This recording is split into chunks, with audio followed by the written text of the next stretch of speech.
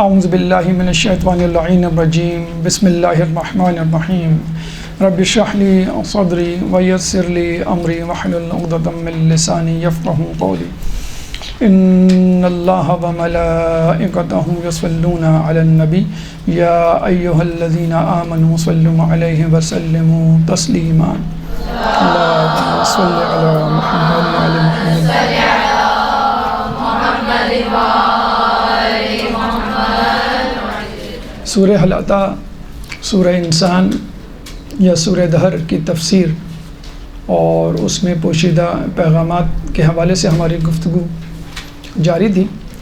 اس سلسلے کی پہلی نشست پچھلی مرتبہ آپ کے سامنے ہوئی اور اس میں 5 موضوعات جو اس سورہ میں بیان کیے گئے ہیں اس میں سے 2 موضوعات یعنی خلقت انسان اور نیکوکار انسان کی صفات آپ کے سامنے پیش کیے گئے۔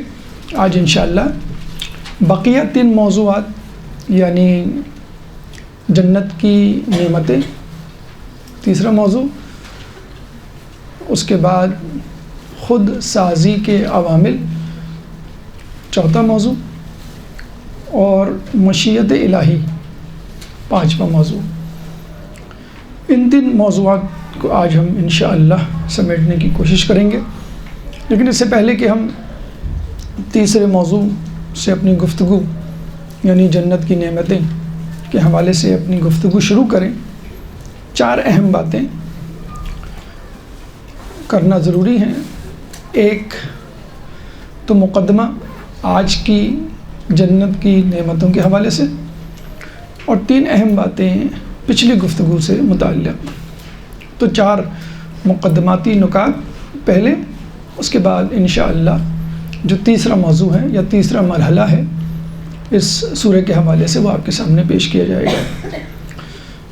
اگر ہم مقدماتی نکات میں پہلا نقطہ بات کریں شان نزول کی، تو 2 اہم باتیں رہ گئی تھیں۔ وہ یہ کہ سورہ حل عطا یا سورہ انسان سورہ دہر کے حوالے سے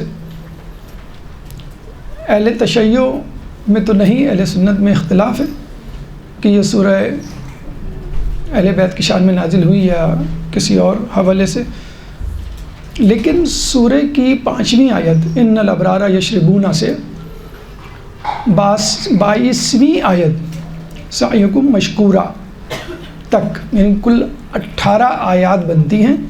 ان 18 آیات سے متعلق کہا جاتا ہے، یہ متفق علیہ ہے کہ یہ اہل بیت کی شان میں نازل ہوئی، جس میں وہ روٹی والا واقعہ بھی ہے کہ 3 دن مسلسل جو ہیں وہ روٹیاں اہل بیت نے سائل کو دی۔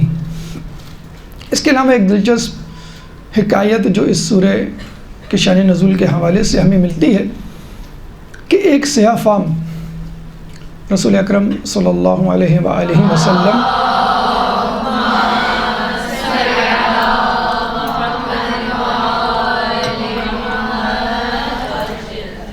کے پاس آتا ہے اور کہتا ہے کہ یا رسول اللہ، میں اور میری قوم رنگ و نسل، خاندان، حسب و نسب کے اعتبار سے آپ اور آپ کی قوم سے کمتر ہے، لیکن کیا اگر میں آپ کی باتوں پر عمل کروں اور آپ کی اتباع کروں مکمل طور پہ تو جنت میں آپ کے پڑوس اور آپ کے ساتھ رہنے کا شرف پاؤں گا؟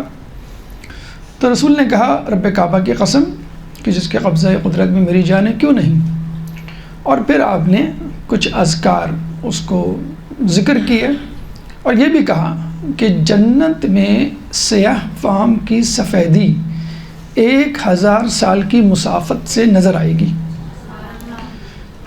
یعنی نہ صرف یہ کہ وہ جنت میں ہمارا رسول کا، نیکوکار لوگوں کا پڑوسی اور اس جگہ کا ساکن کہلانے کا حقدار ہوگا، بلکہ اس کی سیاہی، سیاہ فام کی کالی رنگت ایسی سفید رنگت میں تبدیل ہوگی کہ جنتی اس کو 1000 سال کی مسافت سے پہچان لیں گے۔ جیسے ہم کہتے ہیں بھائی وہ تو لاکھوں میں بہت سارے مجمع میں پہچان لیا جاتا ہے، ایسی رنگت، ایسا قد کاٹ وغیرہ وغیرہ۔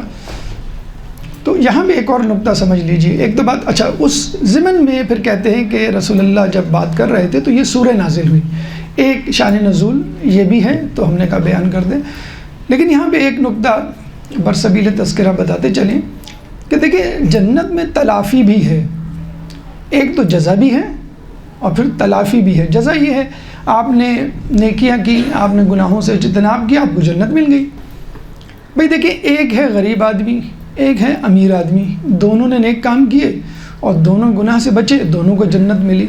اب یہ غریب احتجاج کر سکتا ہے کہ جو دنیا میں نے 60-70 سال غربت کے گزارے, روکھی سوکھی کھائی اور کچے مکان میں رہا, بوسیدہ لباس پہنا, اس کا کیا ہوگا؟ تو بات تو وہی ہو گئی, امیر اور غریب تو یہاں پہ دونوں مل گئے, اس نے بھی نیکی کی, میں نے بھی نیکی کی. اب اس کے بارے میں سن لیجئے. حدیث میں آیا ہے کہ دنیا کے غریب جنت کے بادشاہ ہوں گے. یعنی اتنا ڈفرینس ہوگا. ہم یہاں فقط کروڑ پتی اور غریب آدمی کو کمپیئر کر رہے ہیں کہ ٹھیک ہے پھٹا پرانا لباس ہے, سائیکل ہے اس کے پاس, وہ چھوٹی سی جھگی میں رہتا ہے, اور ایک امیر آدمی ہے. بہت فرق ہے. لیکن بہرحال بادشاہ اور ایک عام آدمی جتنا تو فرق پھر بھی نہیں ہے. تو جو غربت میں زندگی گزار رہے ہیں اور نیک کام کر رہے ہیں اور وہ یہ سوچتے ہیں کہ بھائی جنت میں ہم دونوں ایک ساتھ ہو جائیں گے, تو امیر تو مجھ سے فائدے میں رہا کہ وہ یہاں بھی کما رہا ہے, خوشحال ہے, اور وہاں بھی. تو اس کے اور غریب کے درمیان یہ ڈفرینس ہوگا. یعنی وہ ایک عام آدمی کی طرح, ایک عام جنتی کی طرح رہ رہا ہوگا, اور غریب آدمی بادشاہ ہوگا. اتنا ڈفرینس ہوگا اسٹیٹس میں. تو غربت ایک پلس پوائنٹ ہے اگر آپ دیکھیں جنت کے حوالے سے. بلکہ یہ بھی کہا جاتا ہے, اچھا ایک تو یہ امیری غریبی کا معاملہ ہو گیا, تلافی کے حوالے سے ایک ایگزامپل ہو گئی. تیسری ایگزامپل یا دلیل, جب لوگ جنت میں پریشان مصیبت زدہ لوگوں کا حال دیکھیں گے, یعنی جزا ان کی, تو وہ حسرت سے کہیں گے کہ کاش ہمارے جسموں کو دنیا میں قینچیوں سے کاٹا جاتا. یعنی جو یہاں پریشان حال ہو رہے ہیں, اگر وہ جنت میں جائیں گے تو عام آدمی کی بنسبت جس کے اوپر پریشانیاں نہیں ہیں, مگر ہم دیکھتے ہیں کچھ لوگ بیچارے بیمار ہی رہتے ہیں, مسلسل بیمار پڑے جا رہے ہیں. کچھ لوگ ہیں غربت کا شکار ہیں, مسلسل غربت کا شکار ہیں. تیسرے لوگ ہیں جن کے خاندان میں کوئی حیثیت و عزت ہی نہیں ہے جسے کہتے ہیں, یا کوئی حادثات وغیرہ میں مبتلا ہو جاتے ہیں. تو یہ سب جو پریشانیاں ان کی کمپنسیشن تلافی بھی ہوگی. ایک چوتھی مثال جناب جعفر طیار کے بارے میں کہا جاتا ہے کہ ان کے دونوں بازو ایک جنگ میں قطع ہوئے تھے. تو ان کے بارے میں ان کو جو طیار کا لقب دیا گیا ہے وہ اسی وجہ سے دیا گیا ہے کہ اللہ تعالیٰ جنت میں ان کو 2 پر عطا کرے گا جن سے وہ پرواز کریں گے. تو جو 2 بازو عطا ہوئے اس کی کمپنسیشن ہے, یہ تلافی ہے کہ عام لوگوں کو نہیں ملیں گے, ان کو ملیں گے 2 پر.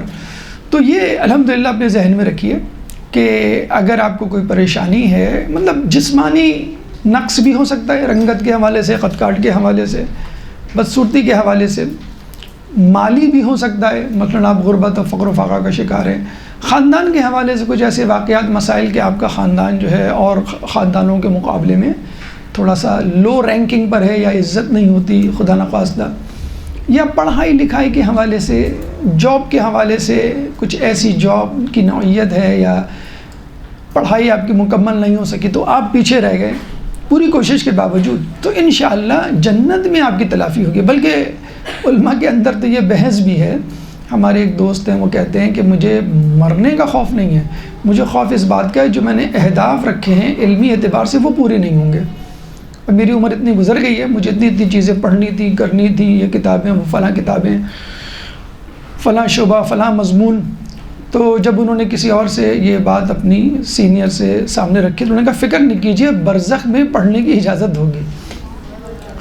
تو اگر آپ کی کوئی ڈگری رہ گئی ہے, کوئی علم رہ گیا ہے, تفسیر مثلاً رہ گئی ہے, یا کوئی لینگویج سیکھنی تھی اور آپ کہہ رہے ہیں بھئی عمر گزر گئی, اب تو وقت ہی نہیں ہے, اور اب تو وقت گزرتا ہی جا رہا ہے, اور آئی ایم شیور کہ میں تو نہیں ٹارگیٹ اچیو کر پاؤں گا, اب جو مصروفیات کے دن آتے جا رہے ہیں, یا عمر جتنی کم رہ گئی ہے, تو آپ کو برزخ میں پڑھائی کی جگہ اور ٹیبل, کرسی یا فرشی نشست جو بھی ہے دی جائے گی.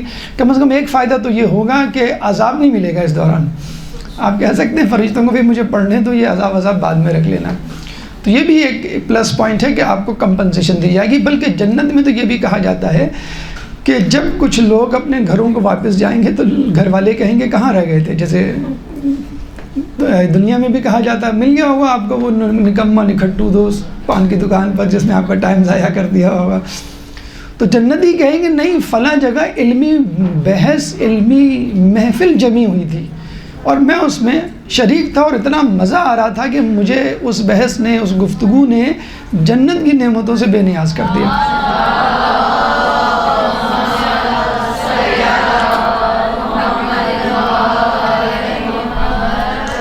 تو یہ مدرسے کا شوق، کتابوں کا شوق، علمی محافل کا شوق برقرار رکھیے. انشاءاللہ برزخ میں بھی فائدے میں رہیں گے، جنت میں بھی فائدے میں رہیں گے. بلکہ جنت میں جو نعمتیں مذکور ہیں قرآن میں، زیادہ تر حدیث میں، وہ جسمانی اور مادی حوالے سے، کھانے پینے کی باتیں، محلات کی باغات کی. لیکن جنت میں معنوی نعمتیں بھی ہوں گی. جیسے ایک علمی محفل ایک معنوی نعمت ہے. یہ کیسے ممکن ہے کہ آدمی کو مادی ضروریات یا مادی نعمتیں دی جائیں لیکن روحانی نعمتیں نہیں دی جائیں؟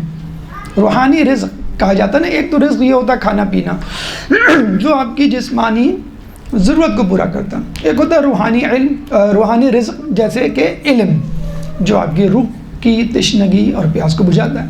تو یہ کیسے ممکن ہے کہ اللہ تعالیٰ عام آدمی جس کی نظریں فقط کھانے پینے سونے آرام پر مرکوز ہوتی ہیں ان کا تو خیال رکھے، اور جو اتنی اعلیٰ ظرفی کا مظاہرہ کرتا ہے کہ اس کو فقط اپنے علم کی فکر ہوتی ہے، اس کے لیے کوئی جسے کہتے ہیں انتظام نہ ہو. تو وہ نعمتیں بھی ہوں گی. اس کا تذکرہ شاید یوں کم کیا جاتا کہ لوگ کہیں گے دیکھو دنیا میں بھی پڑھائی پہ لگا رکھا اور جنت میں بھی کہاں پڑھنا ہے تو فائدہ کیا ہو جنت میں جانے کا.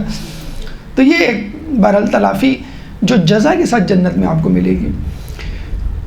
دوسرا اہم نقطہ، دوسری اہم بات، ایک اعتراض جو اس حوالے سے کیا جاتا ہے، آپ بھی کر سکتے ہیں، کہ جو آیت ہم نے پڑھی 7ویں آیت، وَيُوفُونَ بِالنَّذْرِ وَيَخَافُونَ يَوْمًا شَرُّهُ كُلُّ مُسْتَطِيرًا، کہ وہ خوف کھاتے ہیں یومن اس دن سے، کانا شرُّهُ مُسْتَطِيرًا، کہ جس کا شر، جس کا خوف، جس کا نقصان، جس کی ہیبت بہت پھیلی ہوئی ہے. اب یہ جو مخاطب ہیں وہ اہل بیت ہیں. اب آپ اہل بیت پہ رکھتے ہوئے اس بات کو آگے بڑھایا گیا ہے کہ اہل بیت اور ان کے چاہنے والے اور ان کے پیروکار وہ ڈرتے ہیں اس دن سے. اب یہاں یہ سوال پیدا ہو سکتا ہے کہ کیا اہل بیت بھی قیامت سے ڈرتے ہیں؟ کیا اہل بیت بھی جہنم اور اس کی آگ اور اللہ کے عذاب سے ڈرتے ہیں؟ اگر ایسا ہے تو پھر مولا کائنات حضرت علی ابن ابی طالب کا وہ اللہم صلی علی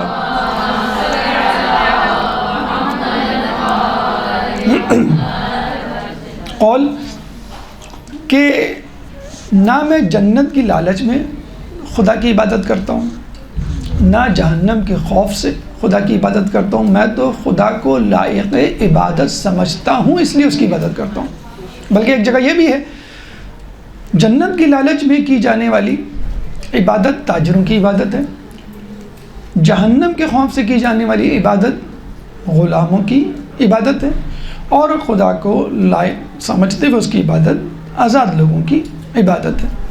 تو کیا یہ بات قرآن کی یہ آیت وَيَخَافُونَ يَوْمًا كَانَ شَرُّهُ مُسْتَطِيرًا مولا علی کس قول سے ٹکراتی تو نہیں؟ مولا کہہ رہے ہیں تو میں تو جہنم کی آگ سے نہیں ڈرتا، خوف کھاتا، اور یہاں آپ کہہ رہے ہیں کہ وہ اس دن سے ڈرتے ہیں جس دن کا خوف اور جس دن کا شر یا ہیبت پوری کائنات میں پھیلی ہوئی ہوگی.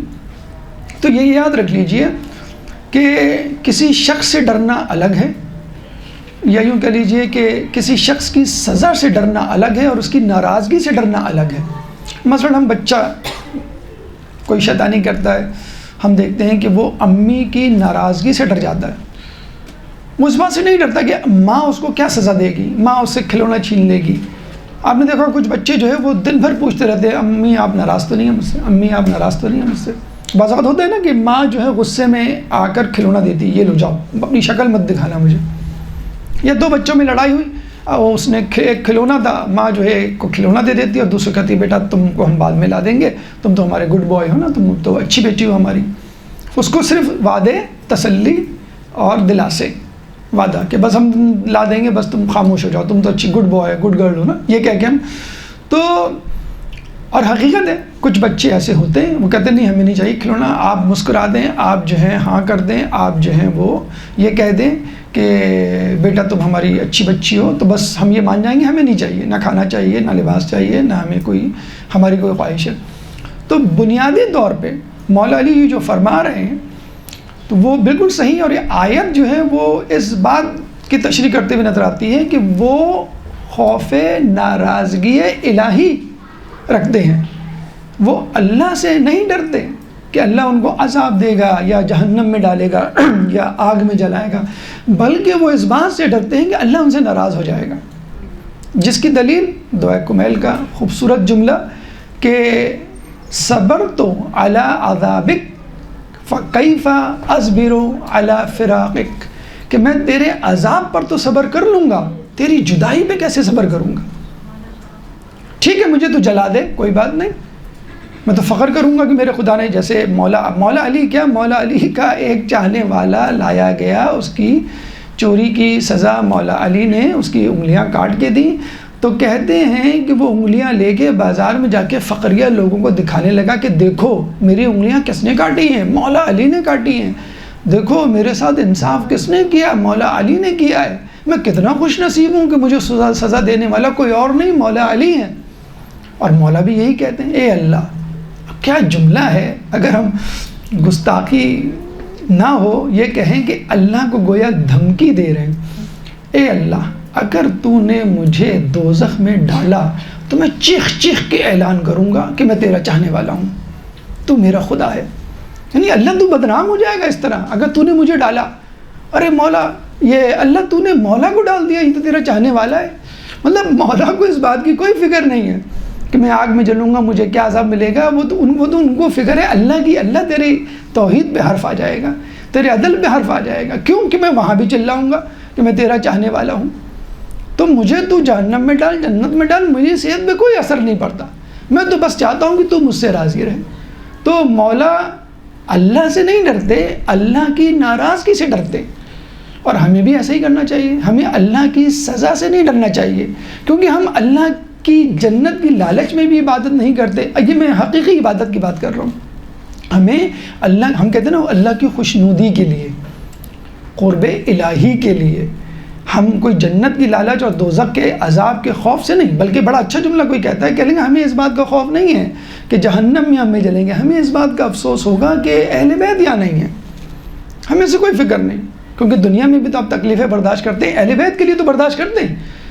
تو آپ یہ کہتے ہیں بھائی مجھے تکلیف نہیں چاہیے، آپ کہتے ہیں نہیں کوئی بات نہیں، تکلیف آئے اگر اہل بیت کے نام پر آ رہی ہے، ان کا نام لینے پر آ رہی ہے تو ٹھیک ہے، کوئی فکر کی بات نہیں. تو ہمیں تو یہیں سے اس کی مشق کرائی جاتی ہے کہ اہل بیت کی محبت میں تمہارے ساتھ یہ کچھ ہوگا. تو مولا کہتے ہیں کہ اگر تو نے مجھے دوزخ میں ڈالا تو میں چیخ چیخ کے اعلان کروں گا کہ میں تیرا چاہنے والا ہوں، تو میرا خدا ہے. تو صبر تو علی عذابک، میں تیرے عذاب پہ صبر کر لوں گا، فکیف اصبر علی فراق، میں تیری جدائی پہ، تیرے فراق پہ کیسے صبر کروں گا. تو میرے لیے سب سے بڑا مسئلہ تیری جدائی، تیری ناراضگی ہے، نہ کہ تیرا عذاب. تو یہ اگر اہل بیت ڈرتے ہیں تو وہ اللہ کی ناراضگی سے ڈرتے ہیں کہ اللہ ان سے ناراض نہ ہو جائے، نہ کہ سزا. بھئی جو لوگ کربلا کا ظلم برداشت کر کے کہیں ما رأیت الا جمیلا، مطلب ظلم پہ کہہ رہے ہیں کہ ہم نے اللہ کی طرف سے حسن خوبصورتی کے سوا کچھ نہیں دیکھا، تو جب ان کو واقعی کچھ ملے گا جنت اور اللہ کی نعمتوں کی صورت میں تو ان کا کیا حال ہوگا، وہ کس طرح اللہ کی تعریف کریں گے. ایک یہ بات. اچھا یہ تو اللہ سے محبت کا اظہار اور اس کی کوشش حاصل کرنے کی. دوسری مثال، ایک دفعہ کسی جنگ سے واپس آنے کے بعد مال غنیمت تقسیم ہوا، رسول اکرم صلی اللہ علیہ وآلہ وسلم نے درود پڑھا. یہ ایسی چلوا دیا.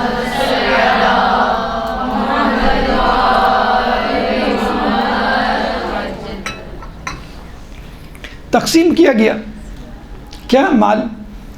انصار میں کچھ لوگوں کو تھوڑا سا تردد ہوا اور رسول سے کہا کہ ہمیں تھوڑا سا اشکال ہے، ہمیں اعتراض ہے، آپ نے شاید مال صحیح طور پہ تقسیم نہیں کیا۔ رسول نے جب یہ سنا، آپ بتائیں کیا حالت ہوئی ہوگی؟ رسول پہ آبجیکشن کیا جائے کہ آپ نے مال صحیح طور پہ تقسیم نہیں کیا، ایک دھواں دھار خطبہ دیا۔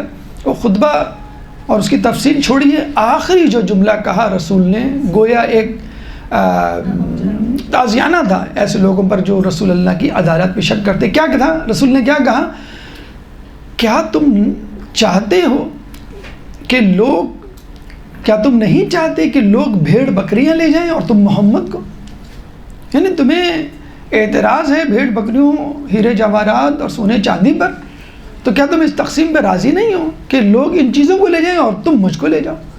تو وہ گڑ گڑانے لگے، پیر پڑ گئے کہ نہیں رسول، ہمیں آپ چاہیے، ہمیں مال غنیمت کی ضرورت نہیں ہے۔ یہ ہے حقیقی محبت، کہ آپ کو فکر ہونی چاہیے اللہ کی، اس کی محبت کے چھن جانے کی، آپ کو فکر ہونی چاہیے رسول کی اور ان کے محبت کے چھن جانے کی۔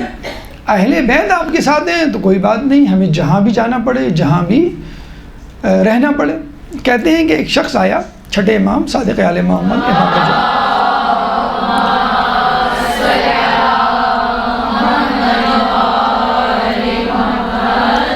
اور کہنے لگا کہ کیا مومن کو بھی خوف ہوتا ہے موت کا؟ امام نے کہا ہاں، کیوں نہیں۔ اب یہ کیا کہ وہ شخص تھوڑا سا سوالیہ نشان اپنے چہرے پہ لیے امام کی طرف دیکھتا رہا۔ یعنی یہ کیا بات ہوئی؟ جب اور لوگوں کو موت کا خوف ہوتا ہے تو ٹھیک ہے، لیکن ہمارے لوگوں کو، آپ کے چاہنے والوں کو بھی موت کا خوف ہوتا ہے، اور یہ حقیقت ہے۔ آپ کو، مجھ کو، ٹھیک ہے ہم کتنے ہی ایمان کے حامل ہوں، کہا جا بھائی آپ کو مرنا ہے، بس یہاں سے نکلیں گے گولی لگے گی، آپ جولی پہ آپ کا جنازہ تیار ہوگا مسجد میں، تو ایک تھوڑی سی دیر کے لیے ہوگا کہ اچھا مرنا ہے، ایک تھوڑا سا خوف جسے کہتے ہیں۔ تو امام نے صاحب کہا کہ ہاں ہوتا ہے، کیوں نہیں ہوتا، مومن کو خوف ہوتا ہے۔ اس نے کہا پھر؟ کہیں گے پھر کیا؟ جب ملک الموت آتا ہے اور مومن موت کے خوف میں مبتلا ہوتا ہے تو ملک الموت اس سے کہتا ہے کہ دیکھ تجھے کون لینے کے لیے آیا ہے، اور جب وہ نظر اٹھا کے دیکھتا ہے تو بی بی سیدہ علی مرتضیٰ رسول اللہ،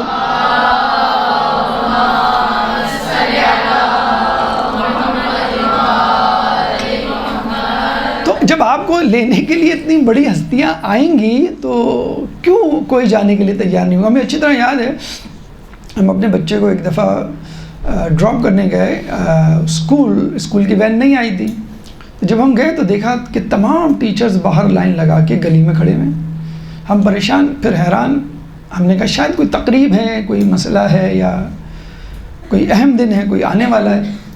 پھر 2-4 دن بعد پھر وین نہیں آئی تو پھر ہم گئے، پھر دیکھا یہ ٹیچر، پتہ چلا کہ ٹیچر روزانہ اس طرح لائن لگا کے باہر کھڑے ہوتے ہیں، چھوٹے چھوٹے بچوں کو ریسیو کر رہے ہوتے ہیں۔ دیکھیں ایک بچہ، اس کو نیند سے ماں اٹھاتی ہے، پھر اس کو کھانا آنکھ بند کیے ہوئے منہ میں لقمے ڈالتی ہے، پھر اس کو کپڑے پہنا کے بھیجتی ہے، پھر وہ وین میں سوتا رہتا ہے۔ جب وہ وین سے نکلتے ہوگا اپنے ٹیچرز کو دیکھتا ہوگا کہ میرے استقبال کے لیے سب کھڑے اور میں یہاں سو رہا ہوں، منہ بسور رہا ہوں، اسکول آنے کے لیے ضد کر رہا ہوں کہ مجھے نہیں جانا، اور یہاں ٹیچر کتنے فریش ہو کے مجھے استقبال کے لیے، اتنی بڑی بڑی عمر کی عورتیں جو ہیں، خواتین ٹیچرز مجھے لینے کے لیے کھڑے ہیں، کتنا خوشی خوشی وہ اسکول میں داخل ہوگا۔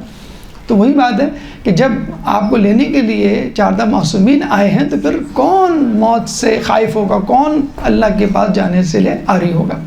تو یہ ہے مسئلہ کہ خدا سے محبت، رسول سے محبت، اہل بیت سے محبت، اگر یہ محبتیں جاگزی ہو جائیں تو پھر انسان کو جنت کی لالچ راس نہیں آتی، نہ آپ کو دوزخ کا خوف ہوتا ہے، آپ کو تو بس یہ ہوتا ہے کہ مجھے وہاں لے چلو جہاں یہ پاک و پاکیزہ ہستیاں ہوں گی، مجھے وہاں لے چلو کہ جہاں پہ اللہ مجھ سے راضی ہو جائے۔ کہتے ہیں کہ من تحتها الجنات، نہروں کے بارے میں کہا گیا ہے کہ تحت الانہار، کے ان کے نیچے نہریں بہتی ہوں گی، باغات، اور یہ تمام چیزوں کا تذکرہ ایک طرف، جب نعمتیں ساری A to Z جسے کہتے ہیں نا سب مل جائیں گی، اس کے بعد اللہ تعالیٰ جنتیوں سے مخاطب ہوگا اور کہے گا کیا تم کو تمام جنتیں مل گئیں؟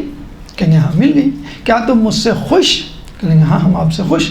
تو پھر اللہ کہے گا، ایک اعلان کرے گا جو جنت میں جانے سے بڑا اعلان ہوگا، یعنی وہ اعلان سن کے ہم جیسے لوگ تو شاید بے ہوش ہو جائیں۔ اللہ کہے گا بس تم اس جنت میں اب ہمیشہ ہمیشہ رہو گے، اس حالت میں کہ تم مجھ سے راضی اور میں تم سے راضی۔ یہ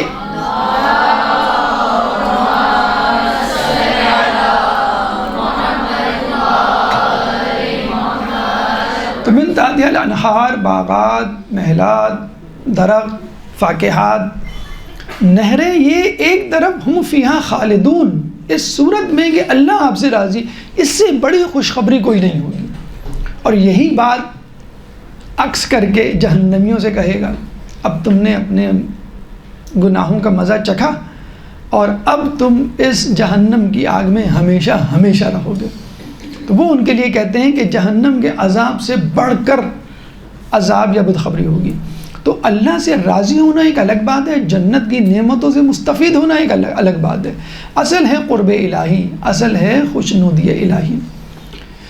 اس کے بعد ایک دوسرا اعتراض جو اس ضمن میں کیا جا سکتا ہے، وَيُطْعِمُونَ الطَّعَامَ عَلَىٰ حُبِّهِ مِسْكِينًا وَيَتِيمًا وَأَسِيرًا، کہ 3 دن انہوں نے روزے رکھے، ایک دن مسکین آیا، ایک دن اسیر آیا، ایک دن یتیم آیا، اور 3 دن 5 افراد نے اپنی روٹیاں دے دیں، فقط پانی سے افطار کیا، یعنی 3 دن پانی۔ اب یہاں پہ لوگ اعتراض کرتے ہیں بھئی یہ 3 دن کیسے گزارا کیے ہوں گے انہوں نے صرف پانی پر؟ تو اشکال کرنے والے رہ سکتے ہیں کہ میڈیکلی یہ صحیح بھی ہے کہ نہیں۔ تو الیکسس سوفورین ایک طبیب گزرا ہے رشیا میں کہ جس نے 40 دن گزارے تھے بغیر کچھ کھائے، فقط چائے، پانی اور لیمو، غالباً یہ 2-3 چیزیں لکوڈ تھیں بس، اور کچھ کھایا نہیں تھا اس نے۔ عیسائیوں کے فاسٹنگ ہوتی 40 ڈیز والی، جو کہ موسیٰ علیہ السلام نے کی تھی کوہی طور پہ جا کے، وہ اس ضمن میں کرتے ہیں، اور یہ سخت ترین فاسٹنگ ہوتی ہے جو ان کے بہت ہی آگے کے لوگ کرتے ہیں، صرف لکوڈ پہ گزارا، اور پورا 40 دن وہ ایسے گزارتے ہیں۔ الیکسس سوفورین ایک ڈاکٹر تھا رشیا کا، عیسائی، اس نے ایسا کیا تو اس نے دیکھا اس کے جسم میں پازیٹیو چینجز آنا شروع ہو گئے، مطلب بڑھاپے کا شکار تھا، اس میں جوانی کے آثار نمودار ہوئے، اس کے بال گر رہے تھے، نئے آنا شروع ہو گئے، سفید تھے، سیاہ ہونا شروع ہو گئے، گلے کی خراش وہ ٹھیک ہو گئی، اسٹیمنا اس کا بڑھ گیا، پتھری تھی وہ نکل گئی، وغیرہ وغیرہ، بہت ساری بیماریوں سے اس کو چھٹکارا ملا۔ اس نے وہاں اخبار میں لکھنا شروع کیا کہ بھئی یہ میں کر رہا ہوں، یہ تبدیلیاں میرے جسم میں آ رہی ہیں۔ اس کے جو مریض تھے انہوں نے بھی یہ کرنا شروع کر دیا، ان کے جسم میں بھی تبدیلیاں، کسی کو پتھری تھی، کسی کو ٹونسلز تھے، کسی کو شوگر تھی، کسی کو بلڈ پریشر، کیا کیا تھا، لوگوں نے لکھنا شروع کر دیا بھئی ہماری یہ چیز ٹھیک، ہماری یہ چیز ٹھیک، ہماری یہ چیز ٹھیک۔ اس نے پھر کتاب لکھی اپنی اور اپنے مریضوں کی تمام گزارشات پر، تجربات پر مشتمل۔ پھر وہ رشین زبان سے عربی، عربی زبان سے فارسی، فارسی زبان سے اردو میں ٹرانسلیٹ ہوئی ہے، اس وقت وہ بازار میں دستیاب ہے۔ اس کے متعلق ہم نے ماہ رمضان میں ایک دفعہ گفتگو بھی کی تھی۔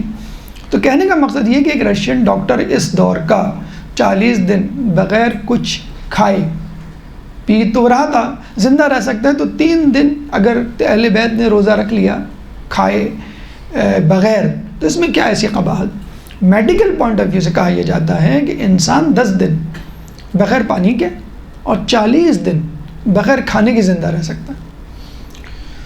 اچھا، ترہ یہ اس پہ آن دا ٹاپ آف دیٹ، یہ جو تفسیر نمونہ کے مفسرین 11 مفسرین تھے جنہوں نے ناصر مکارم شیرازی کی رہنمائی میں یہ تفسیر لکھی، اور انہوں نے جو ہے وہ جب یہ پڑھا، جب یہ اشکال اور یہ الیکسس سوفورین کی کہانی، تو ان میں سے کچھ لوگوں نے کہا کہ بھئی ہم بھی یہ کر کے دیکھتے ہیں۔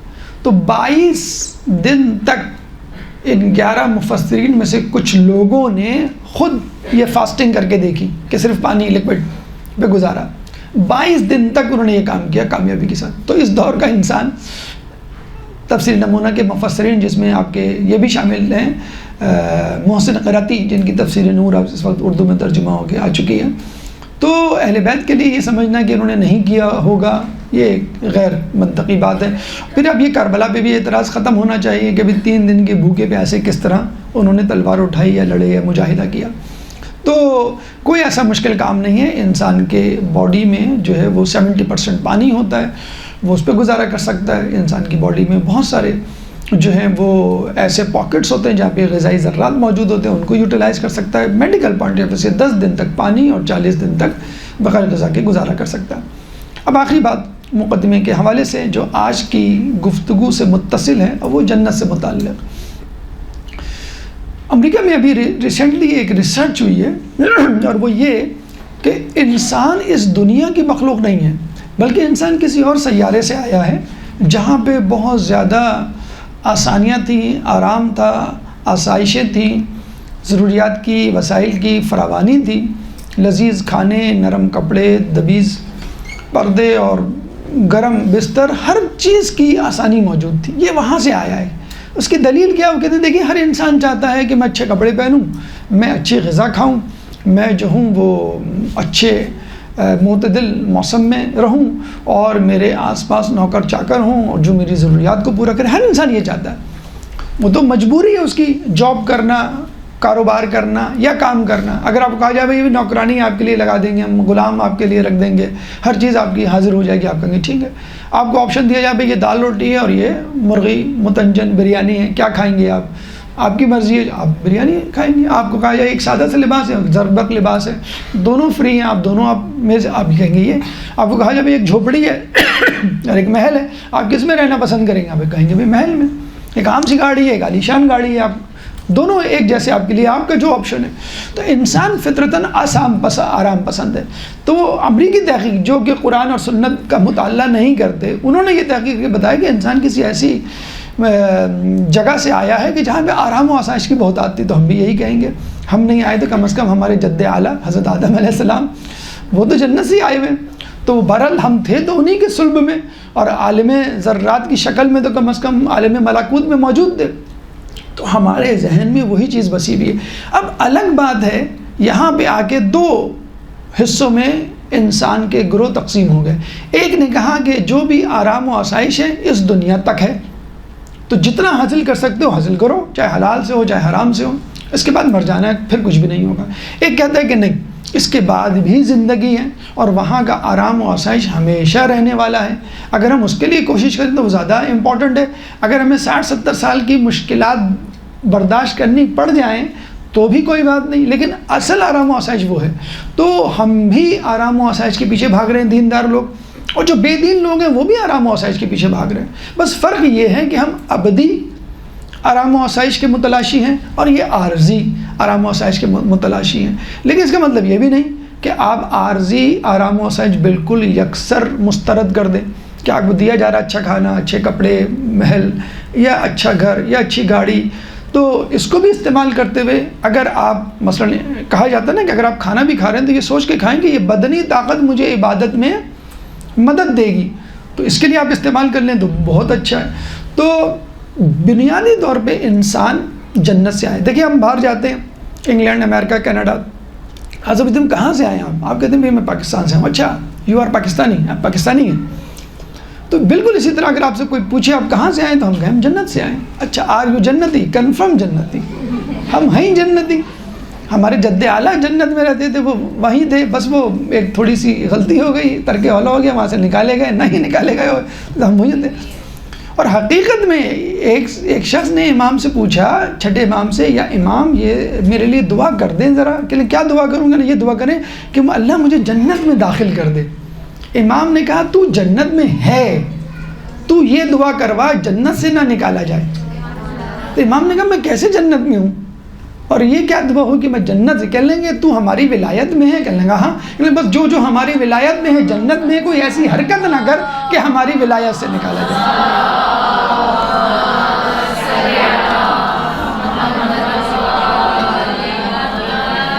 بھی آپ کی امی کمرہ سیٹ کر کے دیتی ہیں بچوں کو، بھی بیٹا یہ کھیل کا کمرہ، یہ کھانا پینا ہے، اس کے بعد یہ وہ، لیکن تو بدتمیزی مت کرنا، چپل لے کے بستر پہ نہیں چڑھنا، میں کان پکڑ کے باہر نکال دوں گی۔ تو سب لوگ ایک دوسرے کو بول دیتے ہیں امی نے کہا تھا گندگی مت کرنا، چیزوں کو نہیں توڑنا، ورنہ امی کمرے سے باہر نکال دیں گے۔ اور ہوتا ہی کہ کرکٹ میں ہم دیکھتے ہیں نا، کیچ آؤٹ ہو گیا، وکٹ گر گئی تو بھائی چلے آؤٹ، غلطی ہو گئی آپ باہر جائیں۔ اب تو فٹ بال میں جو ہے آپ کی غلطی ہو گئی، پینالٹی چلیں بھائی، آپ زیادہ غلطی ہو گئی تو آپ کو باہر نکال دیا تھا۔ ہم ہیں جنت میں، بس کوئی غلطی نہ کریں جس سے ہم باہر نکل جائیں۔ اور بیسیکلی ہم آرام و آسائش کے لیے پیدا کیے گئے۔ اگر ہمیں اچھی چیزیں پسند ہیں، اچھے لباس پسند ہیں، تو اس میں کوئی برا ماننے والی بات نہیں ہے۔ ہم ہیں جنتی، کنفرم جسے کہتے ہیں، بادشاہوں، شہزادوں، شہزادیوں والے۔ بھئی آپ کسی کو شہزادی کہہ دیں وہ کتنا خوش ہوگی، کسی کو شہزادہ کہہ دیں وہ کتنا خوش ہوگا، چاہے آپ یہ کہیں کہ تم تو بالکل کاہل ہو شہزادوں کی طرح۔ میں کاہل ہوں. وہ کاہل تو برا لفظ ہے، لیکن جب آپ نے کہہ دیا کہ شہزادوں کی طرح تو وہ بہت خوش ہوگا. ہر کسی کو پسند ہے کہ آرام و آسائش ہو اور وہ شہزادہ یا بادشاہ کہلائے. تو جنتی ہم ہیں اور جنت کی پر آسائش زندگی کے ہم متلاشی ہیں. بس غلطی یہ ہو جاتی ہے، ہم یہ چاہتے ہیں کہ یہ دنیا جو دارالامتحان ہے، سفر ہے، اس کو ہم دارالجزا اور منزل سمجھنے لگتے ہیں. یعنی آپ کچھ دنوں کے لیے کراچی سے اپنے ملک سے باہر جائیں اور پھر واپس آئیں. اب 5 اسٹار ہوٹل میں بھی آپ کو ٹھہرایا جائے تو بھی آپ کو گھر کی یاد آتی ہے. حج پہ عمرے پہ جو لوگ گئے ہوئے ہوں گے ان کو معلوم ہوگا کتنے عالیشان ہوٹلز میں ان کا اسٹے ہوتا ہے. چھوٹا سے چھوٹا عام سے عام ہوٹل بھی ماشاءاللہ تمام سہولیات لیے ہوئے ہوتا ہے. مہینہ بھر گزرا نہیں، حج گزرا نہیں، آپ کو گھر کی یاد ستانے لگتی ہے. تو یہی ہم غلطی کرتے ہیں کہ یہاں پہ دل لگا لیتے ہیں اور ہم کہتے ہیں کہ بس آرام و سکون یہاں مل جائے. امام یہ انہیں چھٹے امام ہی کا قول ہے. دیکھو محال چیز کی تمنا مت کیا کرو. تو لوگوں نے کہا محال چیز کی تمنا کون کرتا ہے؟ امپاسبل چیزوں کی تمنا مت کیا کرو. تو کون کرتا ہے ناممکن؟ کہنا تم یہ تمنا نہیں کرتے کہ تم کو ہمیشہ آرام و سکون رہے اس زندگی میں. اس زندگی میں آرام و سکون نہیں ملے گا، چاہے تم حاصل بھی کر لو. میں مثال دیتا ہوں، آپ لیٹسٹ موبائل لیتے ہیں، 2 مہینے بعد وہ موبائل پرانا ہو جاتا ہے، اسکریچ لگ جاتا ہے یا نیا ماڈل آ جاتا ہے. آپ کہتے ہیں یار مزہ نہیں آ رہا، دوسرا موبائل لیں گے. گاڑی لیتے ہیں، دوسرے کی گاڑی اچھی لگتی ہے. لباس پہن کے جاتے ہیں محفل میں، آپ سے اچھا لباس پہن کے کوئی آیا ہوا ہو تو آپ کہتے ہیں نہیں مجھے ایسا لباس سلوانا تھا. آپ کو جو بھی نعمتیں آپ کے مطابق ملی ہیں ان نعمتوں کے بارے میں آپ کا خود کا خیال بدل جاتا ہے. نمبر 1 وہ نعمت پرانی ہو جاتی ہے. دنیا کی ہر چیز پرانی ہے، انسان پرانا ہو جاتا ہے. نمبر 2 فنا ہو جاتی ہے، انسان خود فنا ہو جاتا ہے. تو ہم بھی فانی ہیں اور ہم بھی ناقص ہیں. تو یہ 2 جو چیزیں ہیں نا، ناقص ہونا اور عارضی ہونا، یہ ایک بہت بڑا فالٹ ہے اس دنیا کا. تو ہمیشہ کے لیے دائم، ہمیشہ کے لیے قائم، ہمیشہ کے لیے آرام اس دنیا میں آپ طلب نہیں کر سکتے. لیکن بات وہی ہے کہ آپ جنت کے لیے پیدا کیے گئے ہیں، آپ کو جنت ہی میں واپس جانا ہے. مولا فرماتے ہیں نہج البلاغہ کلمات اختصار 456 456 کہ اِنَّهُ لَيْسَ لِأَنفُسِكُمْ ثَمَنٌ إِلَّا الْجَنَّةَ، کہ تمہارے نفس کی قیمت جنت کے سوا کچھ نہیں. فَلَا تَبِعُوهَا إِلَّا بِهَا، تو بس اپنے نفس کو اس جنت کے سوا کسی اور کے عوض نہ بیچنا. یعنی تم بہت بڑی چیز ہو. ہم تو چھوٹی چھوٹی جسے کہتے ہیں باتوں پر یا فائدے پر اپنا ایمان بیچنے کے لیے لوگ نعوذ باللہ خدا نخواستہ تیار ہو جاتے ہیں. آپ کو اپنا نفس اگر بیچنا ہے تو اس کی قیمت جنت کی صورت میں وصول کرنی ہوگی. اور جس نے یہ کہا اس نے یہ کر کے دکھایا، اپنے نفس کو بیچ کر جنت خرید کے دکھائی کہ اللہ نے گواہی دی وَمِنَ النَّاسِ مَن يَشْرِي نَفْسَهُ ابْتِغَاءَ مَرْضَاتِ اللَّهِ، اور لوگوں میں کچھ ایسے بھی ہیں جنہوں نے اپنے نفس کو بیچ کے اللہ کی مرضی خرید لی. سورہ بقرہ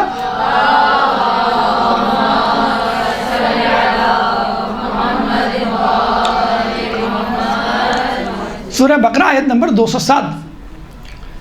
کون سے دن؟ جس دن مولا علی کو رسول کے بستر پہ سونا پڑا، شب ہجرت، آیت شرا یا آیت اشترا کہتے ہیں. رسول نے جب مولا علی سے کہا کہ اے علی آج تمہیں میرے بستر پہ سونا ہے، مولا نے صرف ایک جملہ پوچھا. ہم ہوتے تو ہم کیا کہتے ہیں؟ میری جان بچ جائے گی، میں باقی رہوں گا، زندہ رہوں گا. تو مولا نے صرف کیا آپ کی جان بچ جائے گی؟ رسول نے کہا ہاں. کہنا بس ٹھیک ہے. کہتے ہیں وہ پہلی رات تھی کہ مولا علی نے سو کے دکھایا، ورنہ کوئی ایسی رات نہیں گزری تھی کہ مولا علی نے شب بیداری نہ کی ہو جس پہ اللہ نے کہا وَمِنَ النَّاسِ مَن يَشْرِي نَفْسَهُ ابْتِغَاءَ مَرْضَاتِ اللَّهِ. ہم یہ کہتے ہیں کہ مولا علی ساری رات سوتے ہیں اور جنت خرید لیتے ہیں. اگر وہ ساری رات جاگ کر عبادت کر لیتے تو اللہ کہتا علی میرے پاس ایک ہی جنت تھی جو سونے پہ دے دی، مزید عبادت نہ کرے. درود پڑھ دے محمد اللہم صلی علی.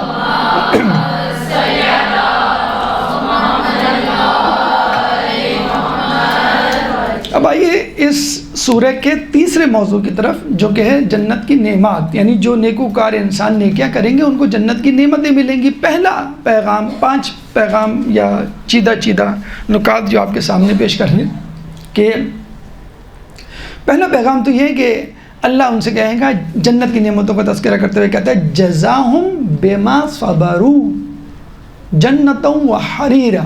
یہ تمہارے صبر کی جو ہے وہ جزا ہے. کیا؟ حریر و جنہ، جنت اور اس کا لباس. کہتے ہیں کہ جب انسان جنتی افراد جنت میں داخل ہوں گے تو فرشتے ان کو سلام کر، آپ جاتے ہیں نا کسی محل، کسی بڑی جگہ، ریسٹورنٹ، ہوٹل میں، تو بیرے ویٹر سلام کرتے ہیں آپ کو. تو کیا سلام کریں گے آپ کو؟ سلام علیکم بما صبرتم. سورہ رعد آیت نمبر 24. سورہ رعد قرآن کا 11واں سورہ ہے، چیپٹر 11 ورس نمبر 24. سلام علیکم بما صبرتم، سلام آپ پر سلامتی ہو اس صبر کی وجہ سے کہ جو آپ نے کیا. صبر یہی تو ہے کہ نیکی پہ صبر. تکلیف ہوتی ہے نیکی کرنے میں، صبح فجر میں اٹھنے میں، نیند توڑتے ہیں آپ لیکن تھکن سے چور ہوتے ہیں لیکن پھر بھی اٹھتے، نیکی پہ صبر کیا آپ نے. ماہ رمضان میں کھانا سامنے ہوتا ہے، آپ نہیں کھاتے، نیکی پہ آپ نے صبر کیا. اب گناہ، کوئی پروگرام دیکھ رہے ہیں، کوئی میوزک، کوئی ایسی چیز آ گئی آپ کو ہٹانا پڑا، گناہوں پہ صبر آپ نے. کئی بات جھوٹ بولنا چاہ رہے ہیں، موقع ہے، فائدہ ہو سکتا ہے، لیکن آپ نے صبر کیا اور آپ نے اس سے بچنے کا اہتمام کیا. تو یہ وہ جزا ہے جو صبر کرنے پر ملتی ہے. تو جب آپ کوئی صبر کریں گے، آپ کوئی نیکی کریں گے تو اللہ اس کی جزا بھی پھر ویسے ہی کرے گا. حل جزاء الاحسان الا الاحسان. سورہ رحمان آیت نمبر 60. سورہ رحمان قرآن کا 55واں سورہ ہے، چیپٹر 55 ورس نمبر 60. تو پہلی بات تو یہ ہے کہ جو کچھ تم نے صبر کیا، جو کہتے ہیں نا کہ آپ جنت اپنی لے کر جاتے ہیں. کہتے ہیں نا کہ رسول معراج سے گزر رہے تھے تو دیکھ رہے تھے کہ ایک شخص، ایک فرشتہ جو ہے وہ گھر بنا رہا ہے، اور گھر بناتے بناتے ایک دم سے وہ رک جاتا ہے، جیسے کوئی ریموٹ کنٹرول بٹن دبا دیا ہو کسی نے، پھر ایک دم سے بنانے لگتا ہے، پھر رک جاتا ہے. تو رسول کہہ رہے ہیں یہ کس طرح کا مزدور ہے، یہ گھر بناتا ہے پھر رک جاتا ہے، پھر بناتا ہے پھر رک جاتا ہے. کہنے لگے یہ ایک شخص ہے جو نیچے سبحان اللہ والحمد للہ ولا الہ الا اللہ اکبر کی تسبیح کر رہا ہے. جب تک وہ تسبیح کرتا رہتا ہے یہ گھر بنتا رہتا ہے، اور جب وہ تسبیح کرنا روک دیتا ہے تو یہ گھر بنانا بھی روک دیتا ہے. ملتا ہے نا قرآن کی سوروں کے حوالے سے. ایک شخص جنت سے گزر رہا ہوگا تو بڑے خوبصورت محلات آپ کو نظر آئیں گے. آپ جائیں اسلام آباد، گلگت، اسکردو، بلتستان، گلگت، تو پہاڑ پہ بڑے خوبصورت خوبصورت بنگلے ہوتے ہیں. تو کراچی والے سوچتے ہیں کاش ہمارا بھی ایک یہاں پہ گھر ہوتا. تو جنتی جب گزریں گے تو دیکھیں گے بڑے خوبصورت محلات، کہیں گے وہاں ماشاء اللہ کتنا خوبصورت گھر ہے، کاش یہ میرے پاس ہوتا. تو فرشتہ کہے گا یہ محترم آپ ہی کا تھا. کہہ لیں کیسے؟ کہہ لیں آپ نے جو قرآن کی سورہ یاد کی تھی نا، کون سی؟ وہ سورہ عادیات یا سورہ قاریہ، وہ لمبی سی سورہ، وہ جو آپ بھول گئے، بس وہ بھولنے پہ آپ کی یہ جو ہے جائیداد ضبط ہو گئی ہے. جب آپ نے یاد کیا تو یہ محل آپ کو دیا گیا تھا، آپ بھول گئے تو اللہ نے چھین لیا. یہ ہوگا، آپ بتائیں. تو خدا را اس حسرت سے بھی بچنے کی کوشش کریں. اچھا یہ بھی ہم نے ماشاءاللہ کہیں پڑھا بھی، یاد نہیں آ رہا ریفرنس، کہ جو لوگ حفظ کے خواہش مند ہوتے ہیں اور کسی وجہ سے نہیں کر پاتے، مطلب حقیقتاً نہیں کر پاتے، یہ نہیں کہ بس نہیں کر رہے، تو ان کو برزخ میں باقاعدہ ٹائم دیا جائے گا قرآن کے حفظ کرنے کا، تاکہ وہ جنت میں قرآن پڑھتے پڑھتے جنت کے درجات کو طے کریں اور اوپر تک جائیں. یہ اللہ کی خواہش ہوگی کہ یہ میرا بندہ پاس ہو گیا، جنت کے لیے کوالیفائی کرتا ہے، میں چاہتا ہوں تھوڑا سا اس کو اور اچھا مل جائے. تو برزخ میں انشاءاللہ، تو ان لوگوں کو نہیں بتائیے گا جو نہیں چاہتے آپ کو جنت میں لے جانے کے لیے. تو یہ اللہ تعالیٰ کا کریش کورس ہے جسے کہتے ہیں، کہ استاد نہیں کہتا ہے اچھے اسٹوڈنٹ کو دیکھ کے بیٹا تمہیں کوئی پرابلم ہو تو تم آ جانا، فون کر لینا، میں رات کو دیر تک جاگتا ہوں، کوئی مسئلہ نہیں، یا کوچنگ سینٹر فلاں میں آ جانا، میں تمہیں کچھ اسپیشل پوائنٹس ٹپس دے دوں گا. اس کو معلوم ہے اس کا A+ یا A* آ سکتا ہے، تو میں کیوں نہ اس بچے کو ٹپس دے دوں کہ جو ایگزام میں. تو اللہ تعالیٰ چاہتا ہے ایسے جو شوق اور ارادہ ہو لیکن کسی وجہ سے نہیں کر پاتے. اور یقیناً علم حاصل کرنا واقعی بہت مشکل ایک تدریجی عمل ہے.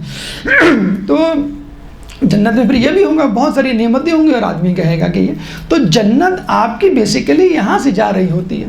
اسی طرح جہنم کی آگ بھی آپ اپنے ساتھ لے کر جا رہے ہوتے ہیں. جو غیبت ہے، جو جھوٹ ہے، جو کرپشن ہے، جو اہانت مومن ہے، قضا نماز وغیرہ وغیرہ، جتنے بھی یہ سب شعلے جنت کے آپ جہنم کے جمع کر رہے ہیں، اپنے ساتھ لے کے جائیں گے. تو جزاؤم بما صبروا جنتم وحریرا. تو یہ جزا ہے آپ ہی کے اعمال کی. یہ جیسے باہر ملک میں کوئی لوگ جاتے ہیں، پیسہ کماتے ہیں، اپنے گھر بیچتے ہیں، تو جب آتے ہیں تو محلات کھڑے ہوتے ہیں، نوکر چاکر، کاروبار، خوبصورت گھر، کھانے، ہر چیز موجود. تو کہاں سے آئے بھائی؟ آپ نے جو پیسہ بھیجا تھا. جیسے کچھ بیگمات ہوتی ہیں، پس انداز کر کے رکھتی ہیں، ایک دم سے کہتی ہیں بھائی آپ بھیج واجب ہو گیا. کہلیں کیسے؟ کہلیں آپ جو مجھے دیتے تھے پیسے، اخراجات، وہ میں بچا لیا کرتی تھی، اور یہ دیکھیں اتنے لاکھ جمع ہو گئے، یہ آپ کے حج کے لیے ہیں. تو ایسا ہوتا ہے. ایک صاحب تھے, ان پہ اسی طرح حج واجب کروا دیا ان کی بیگم نے, یہ آپ پہ حج واجب ہو گیا. کہنے لگے بھائی میں اتنی بڑی تم نے نیکی کی ہے, میرا جی نہیں جا رہا کہ میں اکیلا جاؤں. تو انہوں نے اپنے باس سے کہا کہ بھئی یہ مسئلہ ہو گیا, میری بیگم نے پس انداز کر کے رکھے تھے اور مجھے تو اتنی خوشی ہے, وہ حد پہ جا کر اور واپس آ کے بعد میں خوشی ہوگی, لیکن اس بات کی اتنی خوشی ہے کہ اتنی شعار پسند بیوی کہ اس نے مجھے محسوس بھی نہیں ہونے دیا, اور اتنے عرصے میں پیسے بھی اس نے جمع کر کے رکھ لیے, اور میرے لیے فقط, جس میں صرف میری نیکی اور میرا فائدہ. تو آپ کسی طرح مجھے کچھ دے دیں پیسے ادھار, تاکہ وہ بھی ساتھ چلے جائے. تو انہوں نے کہا یہ لو, یہ ہم نے تمہیں گفٹ کی ہے, تم اپنی بیگم کو اپنے ساتھ لے جاؤ, اس پیسوں کو واپس کرنے کی ضرورت نہیں ہے. دیکھیں یہ ہوتی ہے نیکی, حل جزاء الاحسان الا الاحسان, کہ آپ دوسروں کو سوچیں, اللہ آپ کا سوچے گا. تو آپ نیکی کا سوچیں, انشاءاللہ نہیں بھی کر پائے, جیسے ابھی ہم نے آپ بتا دیا آپ کو برزخ میں, لیکن یہ تمام چیزیں یہ نہیں کہ ٹیسٹ ایگزام تمام کی تیاری آپ نے کہا برزخ میں کر لیں گے, فی الحال مارکس آپ ابھی دے دیں, یا ہم نوکری کے لیے جو محنت ہے وہ برزخ میں کر لیں گے, سیلری آپ ہمیں دے دیں. تو جزاء بما صبروا جنۃ وحریرا. اس کے علاوہ دوسری نعمت جو اہم ترین نعمت ہے, دیکھیں آپ جہاں بھی جاتے ہیں تو سب سے پہلے نا اس کا ویدر چیک کرتے ہیں. کینیڈا جا رہے ہیں, ہمیں بہت سردی ہوتی ہے, ہمیں تو نہیں رہا, مائنس میں چلا جاتا ٹیمپریچر. آپ دبئی میں جا رہے ہیں, ہم نہیں بھائی وہاں تو -40 ہوتا ہے, وہاں وہاں کینیڈا میں -40 ہے تو یہاں +40 ہے, ہمیں نہیں جانا. بھی آسٹریلیا ہاں ٹھیک ہے, وہاں کا ماڈریٹ ٹیمپریچر.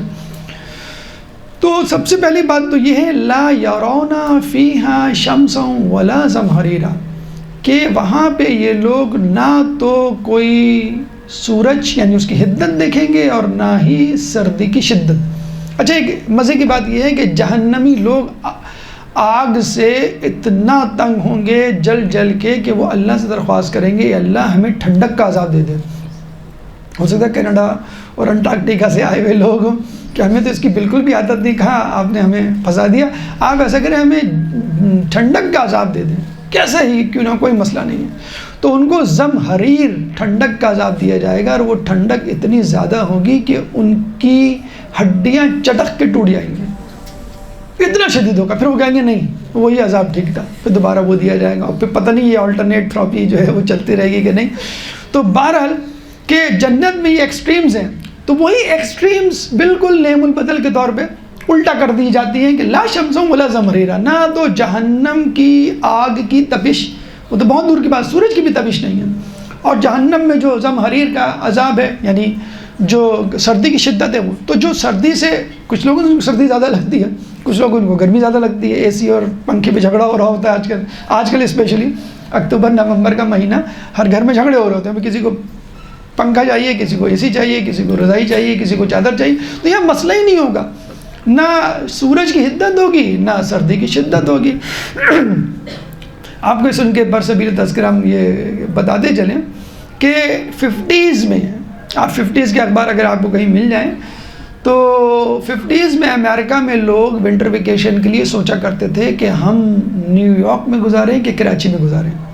اتنا مشہور ٹورنگ اسپاٹ تھا, آپ کو ہنسی آ رہی ہوگی اس وقت یقیناً, کراچی اب کیسا ہے, لیکن 50s میں ایسا تھا کہ لوگ سوچا کرتے تھے, اور انگریز نظر آئیں گے آپ کو کراچی کی گلیوں میں اس زمانے میں, آج کل تو کتے نظر آتے ہیں, تو آپ کو گلی گلی انگریز نظر آئیں گے. آپ ایمپریس مارکیٹ لے لیں, ہاؤس بے لے لیں, آپ کے یہ بیچ لے لیں, تو اتنا ہاٹ اسپاٹ تھا, اتنا مشہور اسپاٹ تھا, ٹورنگ اسپاٹ, اور ابھی بھی ہے. خیر یہ ایسا مسئلہ نہیں ہے. شنگریلا جو ہے آپ کا کینیڈا میں فوٹوگرافی کا کمپٹیشن ہوا تھا کہ آپ اپنے ملک علاقے کی ایک فوٹو کھینچ کے بھیجیں جو نیچرل سینز پر مشتمل ہو, نیچرل بیوٹی ہو, کوئی آرٹیفیشل نہ ہو, نیچرل چاہیے ہم کو.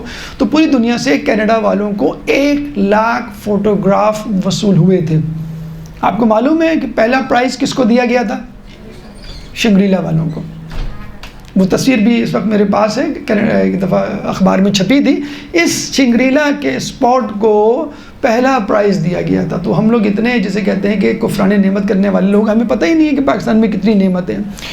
تو جو معتدل موسم ہے نا, وہ خود ایک بہت بڑا ایڈوانٹیج ہوا کرتا ہے. تو کراچی والوں کو بہت زیادہ جسے کہتے ہیں کہ قدر کرنی چاہیے اپنے ملک کی. اب وہ الگ بات ہے کہ سرکار جو ہے وہ تلی بیٹھی ہے اس کو دیہات بنانے پہ, تو آپ اپنے طور پہ محنت کر کے اس کو, بہرحال ایک معتدل موسم ہونا یہ اتنا بڑا اتنا بڑا کام، اتنی بڑی نعمت ہے کہ کوئی ملک پیدا نہیں کر سکتا۔ چائنا نے ابھی کوشش کی تھی کہ کس طرح مصنوعی برسات پیدا کریں یا مصنوعی سردی پیدا کریں گرمی میں، تو وہ الٹے لینے کے دینے پڑ گئے اور زیادہ برسات ہو گئی، زیادہ گرمی کی بجائے اتنی سردی ہوئی کہ لوگ ٹھٹر کے مرنے لگے۔ تو بہرحال یہ ماڈریٹ ٹمپریچر خود ایک بہت بڑا ایڈوانٹیج ہے، تو نہ بہت زیادہ روشنی اور شدت ہوگی سورج کی اور نہ بہت زیادہ سردی ہوگی۔ کہتے ہیں یہ بہار کی بھی روایت ہے، اور اہل سنت کے مفسر آلوسی نے اپنی تفسیر روح المعانی میں بھی لکھا ہے کہ جنتی ایک دم سے روشنی کا جھماکہ دیکھیں گے، جیسے آپ شادی بیاہ میں وہ نہیں دیکھتے فائر کریکرز، ایک دم سے روشنی ہو جاتی ہے، اور اب اس میں کوئی وہ نہیں ہوتی ہے، گرمی نہیں ہوتی ہے، بس ایک روشنی ہوتی ہے۔ یہ آپ کے اولمپکس اور یہ ورلڈ کپس وغیرہ میں کی جو افتتاحی تقریبات ہوتی ہیں اس میں دکھایا جاتا ہے۔ تو جنتی ایک دم سے روشنی کا جھماکہ دیکھیں گے، وہ کہیں گے، وہ ان کو پھر دوبارہ وہ دنیا کا سورج یاد آئے گا، کہیں گے اللہ خدا تو نے تو کہا تھا کہ یہاں پہ کوئی سورج نہیں ہے، کوئی روشنی، تو ایک دم سے یہ سورج کہاں سے نکل آیا؟ تو بتایا جائے گا کہ جنت میں علی اور فاطمہ کسی بات پر مسکرائیں ان کی دانتوں کی چمک سے۔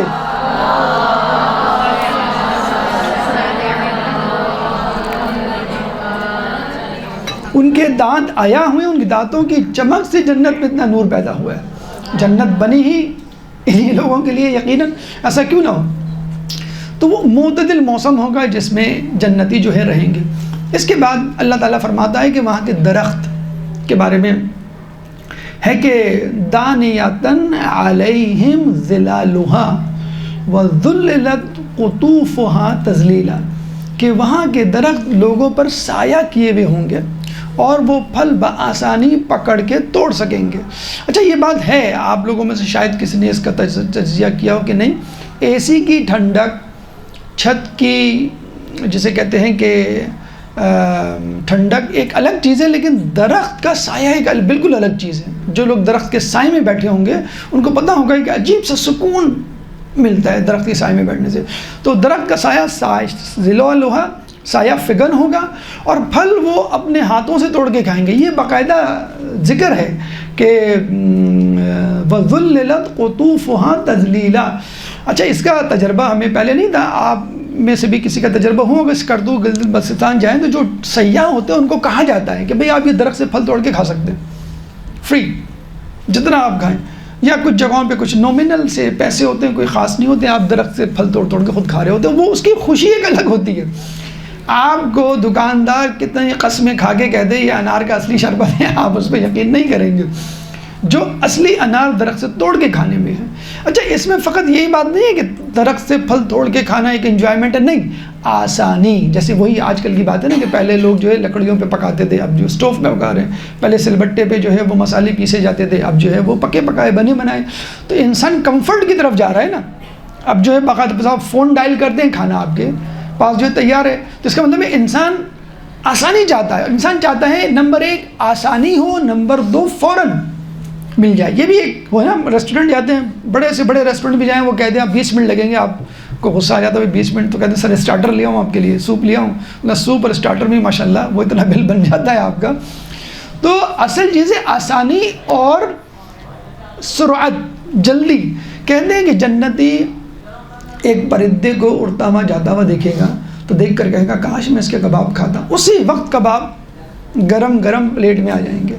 یعنی صرف سوچیں گے آپ، یعنی اللہ آپ کو گویا کن فیکون کی منزل پہ پہنچا دے گا، تم سوچو اور میں تمہارے، بلکہ کن کہنا بھی نہیں ہے، یہاں تو سوچنا ہے کہ کاش میں ایسا جو ہے کر سکتا۔ وہ کہتے ہیں اچھا لوگوں کو اپنے اپنے ظاہر بات ہے شوق دنیا سے لے کے جائیں گے لوگ، تو ایک کسان جائے گا، کسان کہے گا کہ اللہ مجھے جو ہے وہ ہل چلانا ہے، اور فرشتے اس کو ہاتھ پیر جوڑیں گے، کیا کر رہے ہو تم، اللہ تعالیٰ تم کو مشقت سے بچا رہا ہے، ہر چیز، یہ پھل تم توڑ لو، تم ہل چلانے کے چکر میں پڑے ہو، نہیں مجھے ہل چلانا ہے اور مجھے جو ہے وہ کھیتی اگانی ہے، میں اس کے بغیر دن ہی نہیں گزار۔ جاپان میں ہے نا کچھ لوگ کہتے ہیں کہ ان کو ریٹائر بھی کر دیا جائے تو دوبارہ وہ آفس کے سامنے باغ پہ موجود بینچ ہوتی ہے اس پہ آگے بیٹھ جاتے ہیں کمپیوٹر لے کے اور ہاتھ چلا رہے ہوتے ہیں، بس ہمیں عادت ہے۔ تو اس طرح یہاں پہ بھی، اور وہ کسان جو ہے وہ اللہ سے کہیں گے اللہ یہ تو ضد پال کے بیٹھا ہوا ہے، یہ تو کہتا ہے نہیں میں تو کچھ کرنا، اللہ کہتے ہیں ہل چلانے دو، اس کو کھیتی لگانے دو، تو وہ ہل چلائے گا، ایک دم سے بیل بھاگیں گے اور 2 منٹ میں کھدائی ہو گئی، پھر وہ بیج ڈالے گا، کھاد ڈالے گا، پانی ڈالے گا، تو وہ گھنٹوں میں فصل نکل آئے گی، وہ بڑا خوش ہوگا کتنی آسانی سے ہو گئی. تو وہ بھی اس کو، اب لوگ کہیں گے ابھی ہمیں اڑنے والا گھوڑا نہیں چاہیے، ہمیں تو BMW چاہیے، مثلا ہمیں رولز رائس چاہیے. تو بھائی ٹھیک ہے، آپ کراچی کے یا نیو یارک کے باسی ہیں، تو آپ کو جو آپ کو پسند ہوگا وہ آپ کو دیا جائے گا. یہ آپ کی بس خیال تخیل ہوگا، جو آپ سوچیں گے وہ ہو جائے گا. ایک میں آپ کو اور ٹپ دے دوں، بڑی خوبصورت ٹپ. جب بھی کوئی خواہش پوری نہ ہو، یعنی آپ بازار سے گزر رہے ہیں، 10 خواتین کو تو پسند آتے ہیں، 10 ڈریس پسند آ کے لینا ایک ہوتا ہے، وہ بھی جسے کہتے ہیں کہ کم کرا کے دکاندار پریشان ہو جاتا ہے. تو جو ڈریس پسند آیا، جو چیز پسند آئی اور آپ نہیں لے سکے تھے، آپ فوراً کہیں گے اللہ تو لکھ لے، یہ مجھے جنت میں چاہیے.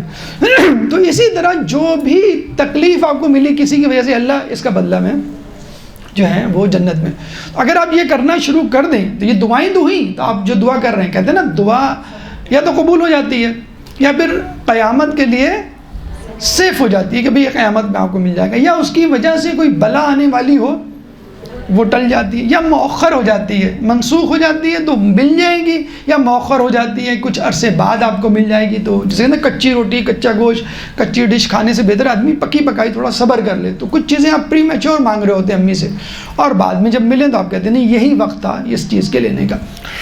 تو یہ ہے وہ سرعت، اور یہ ہے وہ تخیل کہ آپ صرف سوچیں گے اور آپ جو ہے وہ مل جائیں گے، آپ کو وہ چیز سامنے حاضر ہوگی. مشروبات کے بارے میں کہا جاتا ہے کہ فضہ یعنی چاندی اور اکواب، بلورین کہتے ہیں انگلش میں، اس کو کرسٹل کہتے ہیں، اس کے جو ہے وہ ظروف ہوں گے. اب یہ شیشے کا گلاس ہوتا ہے، اس میں آپ کو نظر آ رہا ہوتا ہے کہ اندر کیا ہے، پانی ہے یا شربت ہے یا جو بھی ہے. چھٹے امام جعفر صادق علیہ السلام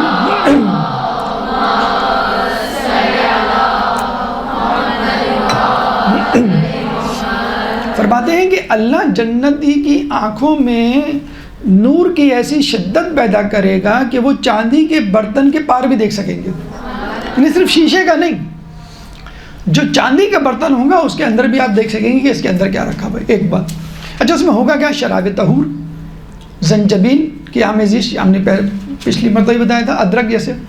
اور ابھی تو کہیں ہم دیکھ رہے تھے ایک کلپ، تو ہارٹ اٹیک کے مریضوں کو کہا گیا ہے کہ امیجیٹلی ہارٹ اٹیک سے بچنے کے لیے آپ رکوع بیٹھ جائیں اور ادرک منہ میں رکھ کے چبائیں، اس سے ہارٹ اٹیک کا خطرہ کم ہو جاتا ہے. میڈیکلی پتہ پروون ہے کہ نہیں، بہرحال یہ بات سرکولیٹ کر رہی ہے. تو زنجبیل، عرب میں اس وقت بھی زنجبیل کی چائے بہت پی جاتی ہے، ادرک کی چائے جسے کہتے ہیں.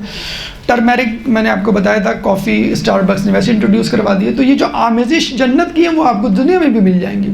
سلسبیل ایک چشمہ ہے جو بہت ہی، جیسے حوض کوثر ہے وہ تو ایک سپریم چشمہ ہے، اس کے بعد بہت سارے چشمے، جس میں ایک سلسبیل بھی ہے جس سے نکلا ہوا. کہا یہ جاتا ہے سلسبیل کا مطلب ہوتا ہے آسانی سے راستہ دینا یا کھلا راستہ یا کشادگی. تو اس کے بارے میں کہا جاتا ہے کہ یہ ایسا چشمہ ہوگا کہ جس سے جو مشروب پیا جائے گا وہ بآسانی آپ کو آپ کے حلق کو ترک کرتا ہوا آپ کے معدے میں داخل ہو جائے گا. یعنی اتنی آسانی سے. کچھ ہوتے ہیں مشروبات کہ جن کو پئیں تو بہت فرق محسوس ہوتی ہے، کچھ پئیں تو آپ کو حلق میں ایک چبھن سی محسوس ہوتی ہے. یہ دیکھیں جو جہنم میں عذاب ہے نا، بالکل اس کا 180 ڈگری، بالکل اس کا یو ٹرن جو ہے وہ آپ کو جنت میں. جہنم میں کیا ہے کہ ان کو زقوم دیا جائے گا جو ان کے گلے میں پھنس جائے، کانٹے دار ایک پھل جو کڑوا جو ان کے حلق میں پھنس جائے گا. جب وہ کہیں گے اللہ اس کو نگلنے کے لیے کچھ ہمیں دے پینے کے لیے، تو کھولتا ہوا پانی دیا جائے گا. جب وہ کھولتا ہوا پانی پئیں گے وہ زقوم تو نیچے نہیں اترے گا، ان کی آنتیں اتڑیاں جل جائیں گی اس گرم پانی سے. تو یہ وہ جہنم ہے جہاں پر نیک لوگوں کا مذاق اڑانے والے، لوگوں پہ ظلم کرنے والے جائیں گے، اور یہ وہ لوگ ہیں جہاں پہ سلسبیل. شراب طہور کے بارے میں سن لیجئے. جیسے آج جو دنیا کی شراب ہوتی ہے اس سے نشہ آتا ہے. دنیا کی شراب وہ نجس ہوتی ہے. دنیا کی شراب آپ کی عقل کو معاف کر دیتی ہے.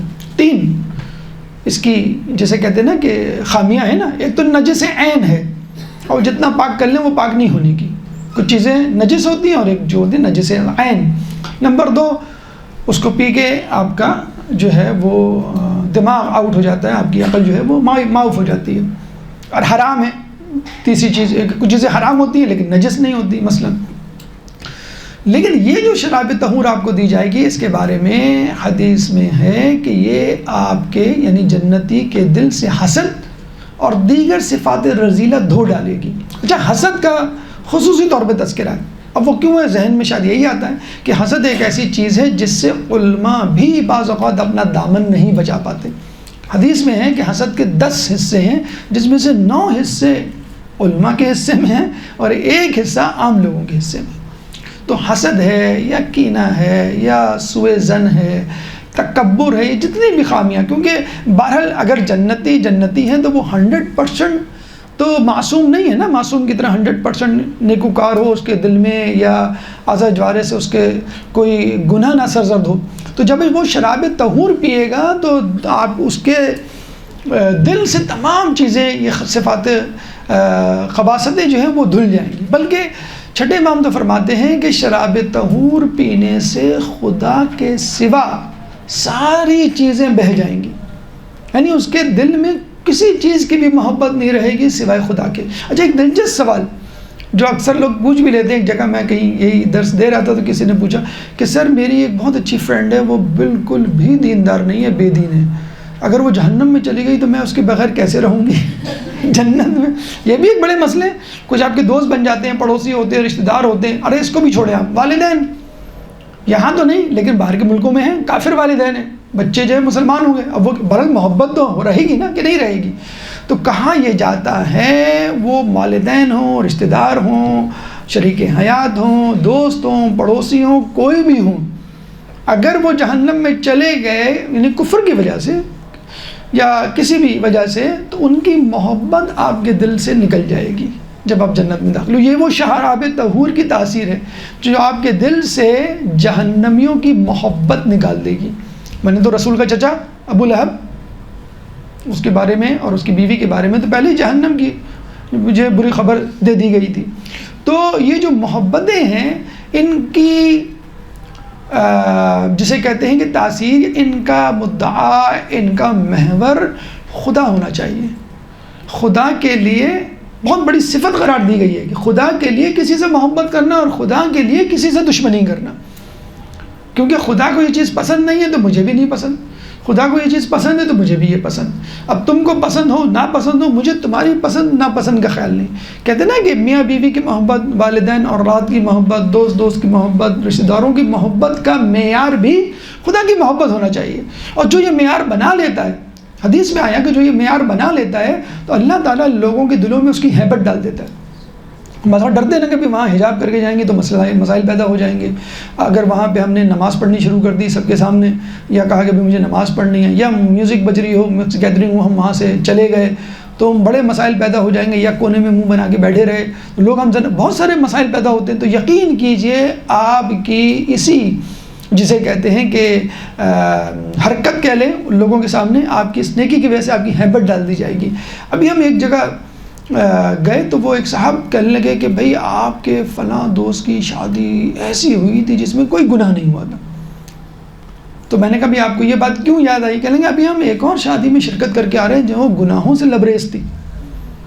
تو وہ صاحب جنہوں نے کوئی گناہ کا اہتمام نہیں کیا تھا، یعنی مہندی تھی لیکن گانا بجانا نہیں تھا، جو ہوتی ہے اگر آپ شریعت کی اس میں مہندی اٹ سیلف حرام نہیں ہے، جو چیزیں اس میں ہوتی ہیں، اول تو مجلس بھی حرام نہیں ہے لیکن مجلس میں بھی اگر مکس گیدرنگ بھیجا بھی ہو جائے تو وہ مجلس حرام کا مرکز بن جائے گی۔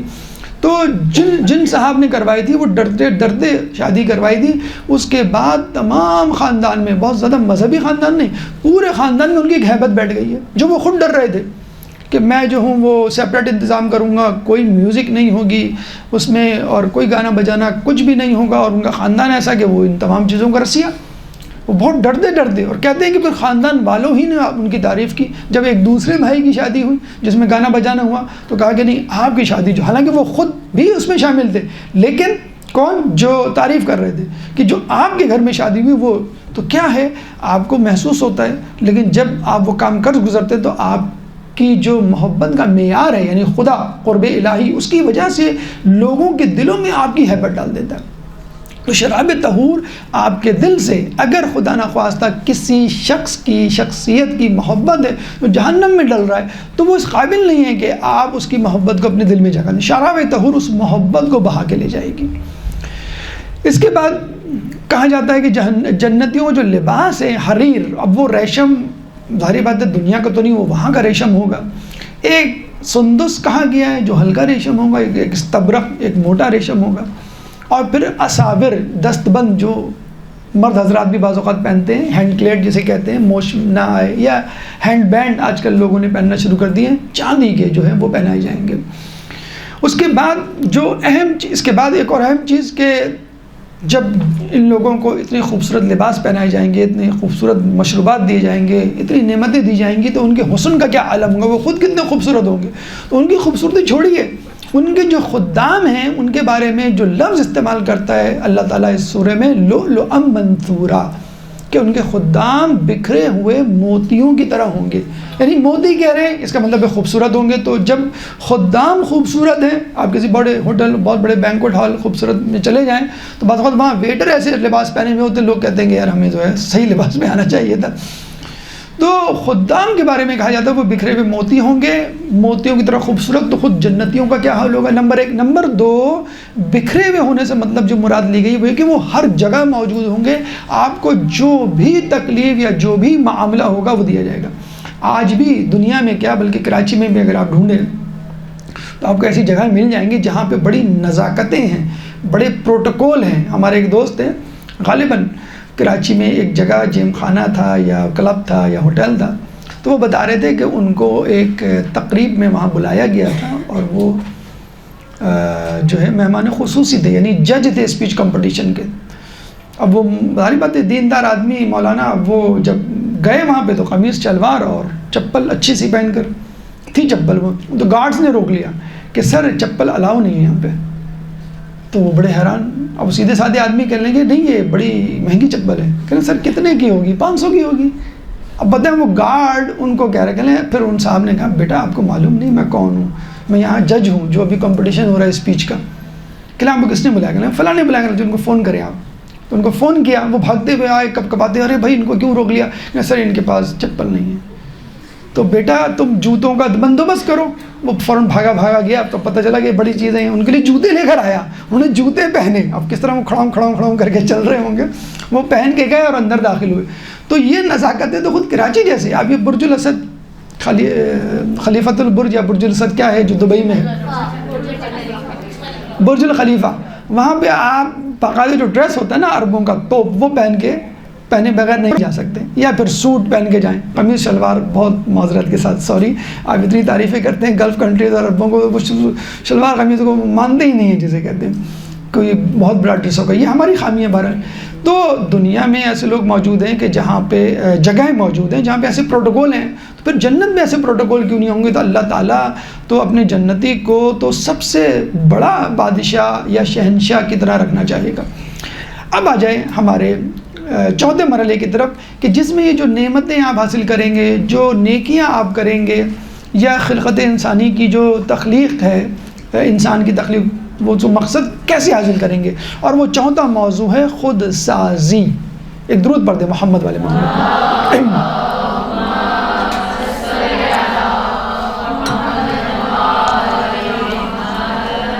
دیکھیے اب آپ کے ذہن میں سوال آ رہا ہوگا، جنت کا یہ سینیریو ذہن میں رکھتے ہوئے، نیکیوں کے حوالے سے فہرست رکھتے ہوئے کہ بھئی ہم کیا ایسی چیزیں اپنی روٹین میں شامل کریں کہ جس کی وجہ سے ہم صراط مستقیم پہ رہیں اور مسلسل آگے بڑھتے رہیں، کیونکہ ہم یہ باتیں سنتے تو ہیں لیکن سننے کے بعد پھر نشستن گفتن برخاستن سنتے ہیں اور پھر اٹھ کے چلے جاتے ہیں، پھر بھول جاتے ہیں۔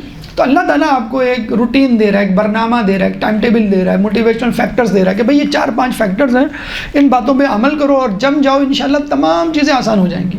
تو 5 چیزیں۔ نمبر 1، اللہ فرماتا ہے اِنَّا نَحْنُ نَزَّلْنَا عَلَيْكَ الْقُرْآنَ، کہ ہم نے بے شک تم پر یہ قرآن نازل کیا بتدریج۔ اب اس میں پیغام کیا ہے وہ سن لیجئے۔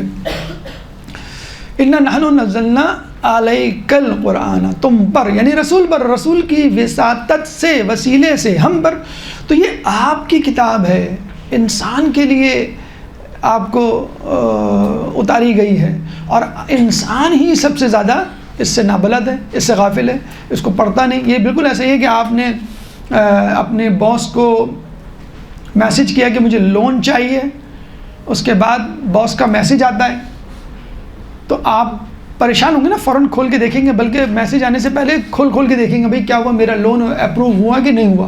کوئی اہم کام آپ نے کسی کو کہا اور اس کا میسیج جب آیا فوراً کھول کے دیکھیں گے. پتہ لگے جب میسیج آیا تو وہ چائنیز میں لکھا ہوا ہے، فرینچ میں لکھا ہوا ہے، تو آپ فوراً جائیں گے بھئی یہ میسیج پڑھ دو. یعنی آپ کا باس فرینچ چائنیز، تو آپ کو بتایا جائے گا ہاں بھئی آپ کا لون اپروو ہو گیا مسئلہ. تو یہ فکر ہے نا آپ کو اپنے دنیاوی فائدے کی. تو آپ کے پاس بھی آپ کے باس، شہنشاہ کے شہنشاہ، خالق کے خالق خدا کا میسیج آیا ہوا ہے. اب آپ کہہ رہے ہیں کہ تو عربی میں یہ تو مجھے سمجھ میں نہیں آ رہا، میں کیا کروں؟ پھر اس کی ٹرانسلیشن بھی دستیاب ہے، بعد ترجمہ وہ پڑھ لیں، تفسیریں سب چیزیں تو دستیاب ہیں، آپ کیوں نہیں پڑھ رہے؟ تو آپ کے لیے ہے، ہم سمجھ رہے رسول کے لیے تھا، ہم سمجھے اہل بیت کے لیے تھا. بھی وہ کیا پڑھیں گے؟ وہ تو خود قرآن ناطق ہیں، چلتے پھرتے قرآن ہیں، وہ کیا قرآن پڑھیں گے؟ مطلب وہ قرآن لوگوں کو سنانے کے لیے پڑھتے ہیں، کوئی اپنے لیے نہیں، وہ تو خود قرآن ہے. تو یہ ہمارے لیے ہے، ہمارے لیے بنا ہے، ہم کیوں اس سے نابلد ہیں؟ وہ شاید میں نے ایک واقعہ سنایا ہوگا، دوبارہ بھی سنا دوں کہ ایک امریکی جو ہے وہ مسلمان ہوا، کراچی میں کسی ہوٹل پہ اس کو تقریر کے لیے بلایا گیا. سب لوگ جو قرآن سے متعلق شغف رکھتے تھے وہ گئے، تو اس نے عربی میں تقریر شروع کر دی. اور لوگ جو ہیں وہ پریشان ہو گئے کہ بھئی یہ عربی میں کیوں تقریر کر رہے ہیں؟ انہوں نے کہا پلیز آپ انگلش میں تقریر کریں. کہ آپ اردو بولتے ہیں؟ کہ ہاں. تو کہنے اچھا یہ بتائیں عربی کے کتنے حروف تہجی عربی کے حروف تہجی میں شامل ہیں؟ تو سب نے کہا بھئی سب حروف تہجی عربی کے اردو میں شامل ہیں. اردو میں تو الگ سے بھی ہے نا، ایکسٹرا ڈال ہے، رے ہے، ٹے ہے. تو اس نے کہا اچھا انگلش کے کتنے حروف تہجی اس میں شامل ہیں؟ ایک بھی نہیں. کہنے آپ کو عربی آنی چاہیے کہ انگلش آنی چاہیے؟ فیسلٹی یا لاجیکل پوائنٹ آف ویو سے کیا آسان ہے آپ کے لیے؟ ہمارے لیے کیا آسان ہے؟ عربی آسان ہے یا انگلش آسان ہے؟ اور ہم تمام زور جو ہے وہ انگلش میں لگا کے جیسے کہتے ہیں کہ ہم نے رکھا ہوا ہے. تو ہمارے یہاں تو وزیر اعظم پریزیڈنٹ بھی اسی وقت بنتا ہے جس کو اردو نہیں آتی ہو، ٹوٹی بوٹی آتی ہے، اسی کو بنایا جاتا ہے. یہ عجیب. تو یہ ہمارے لیے اترا ہے، ہمیں اس کو پڑھنا چاہیے. نمبر 1 یہ جو آخر میں لفظ ہے نا تنزیلا، علیک القرآن تنزیلا، کہ ہم نے اس قرآن کو بتدریج کیوں نازل کیا؟ اچھا ایک جگہ ہم پڑھتے ہیں انا انزلناہ فی لیلۃ القدر، کہ ہم نے اس قرآن کو لیلۃ القدر میں، وہ دفعی نزول تھا، یعنی فوراً ایک ساتھ کتاب کی صورت میں نازل کیا. اور یہ کیا ہے؟ تدریجی کیوں؟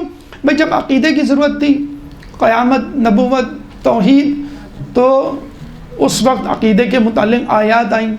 جب فروعات کی ضرورت پڑی، نماز، روزہ، زکوٰۃ، حج، تو فروعات سے متعلق. جب جہاد کی ضرورت تھی تو جہاد سے متعلق. اکارڈنگ ٹو دا سچویشن ہمیں بھی چاہیے قرآن کو اکارڈنگ ٹو دا سچویشن پڑھیں.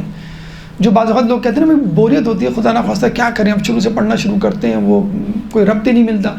آپ جس موضوع، جس مسئلے میں پھنسے ہوئے ہیں وہ آپ لکھ دیں انڈیکس پہ کہ اس مسئلے کا میں شکار ہوں، یا پوچھ لیں کسی سے اس موضوع پہ جو بھی آیت ہیں، اس کو ہم کہتے ہیں موضوعی آیات یا موضوعی تفسیر.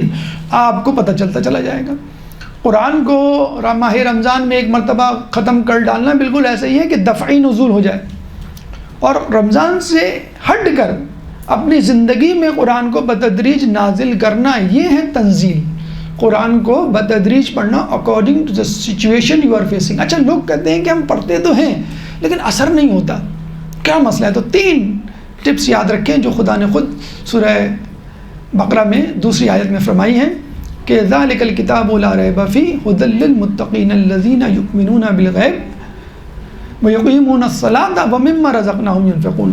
یہ وہ کتاب ہے کہ جس میں کوئی شک نہیں. نمبر 1 یہ جو ہے ھدی للمتقین، متقیوں کے لیے ہدایت ہے. متقیوں کی کیا نشانی ہے؟ نمبر 1 یؤمنون بالغیب، پہلی شرط کہ وہ غیب پہ ایمان لاتے ہیں. غیب پہ ایمان نہیں ہے، خدا پہ، قیامت پہ، امام زمانہ کی حجت پہ، تو پھر آپ کا ایمان. نمبر 2 یقیمون، اللہم صلی علی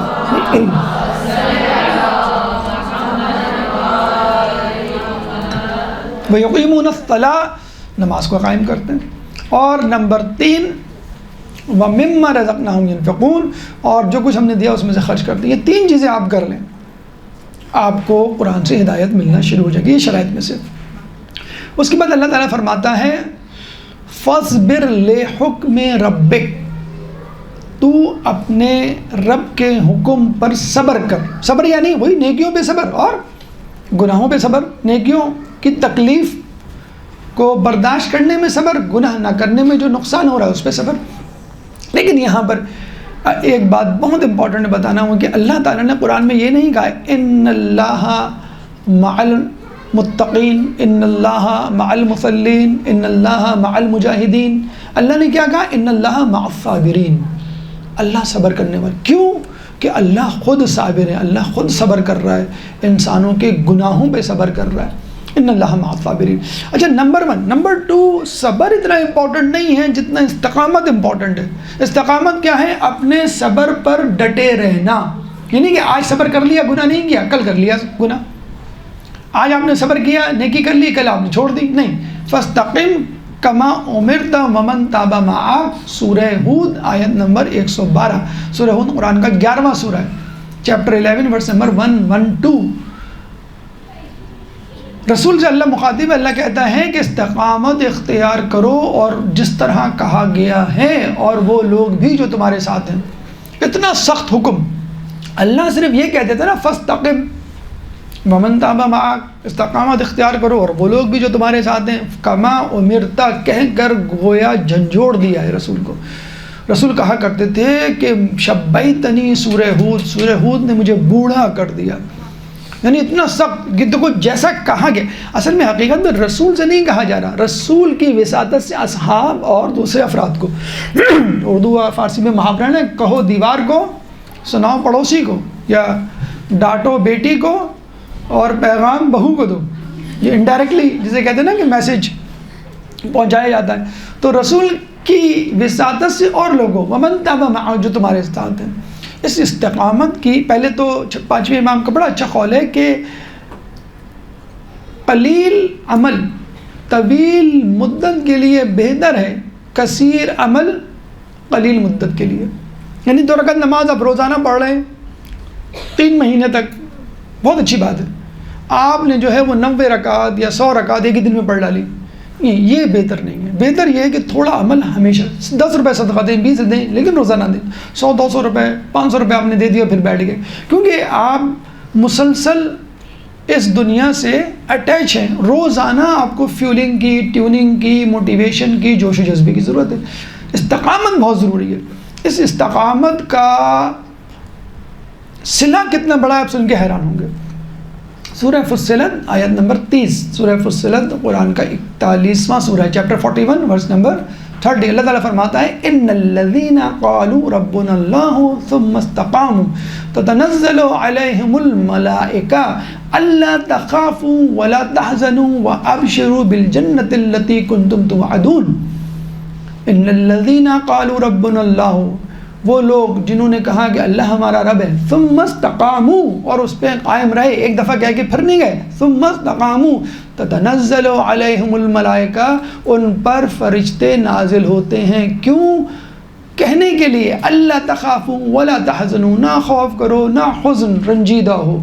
وابشروا، اور تم کو بشارت دو، بالجنت التی، اس جنت کی کنتم توعدون، جس کا تم سے وعدہ کیا گیا ہے. تتنزل علیہم الملائکہ، یہ پریزنٹ پرفیکٹ کنٹینیوس ہے، بلکہ عربی میں مضارع ہوتا ہے، مضارع حال اور مستقبل دونوں کے لیے استعمال ہوتا ہے. تو تتنزل الملائکہ تو جو ہے یہ پریزنٹ پرفیکٹ کنٹینیوس اور فیوچر پرفیکٹ کنٹینیوس دونوں کا کمبینیشن ہے. ان پر فرشتے نازل ہوتے رہتے ہیں اور نازل ہوتے رہیں گے. تنزل الملائکۃ والروح فیہا باذن ربہم من کل امر. تو امام سے پوچھا کہ اس کا کیا مطلب ہے؟ کہنے لگے فرشتے نازل ہوتے رہتے ہیں، یہ سلسلہ جاری رہتا ہے جب تک ہم ہیں، فرشتے نازل ہوتے رہیں گے. اور فرشتے اس وقت تک نازل ہوں گے جب تک اللہ کی دنیا حجت سے خالی نہیں ہوتی، اور اس وقت قیامت آ جائے گی. تو یہ سلسلہ جاری رہے گا. اس وقت بھی فرشتے نازل ہوتے ہیں شب قدر میں امام کے پاس، اور اللہ نے یہ وعدہ ہم سے بھی کر رکھا ہے کہ اگر والروح، ملائکہ اور روح ان کے لیے نازل ہوتے ہیں تو تمہارے لیے بھی فرشتے نازل ہوتے ہیں. یہ آیت میں بتا رہا ہے میرے اور آپ کے لیے. کیسے؟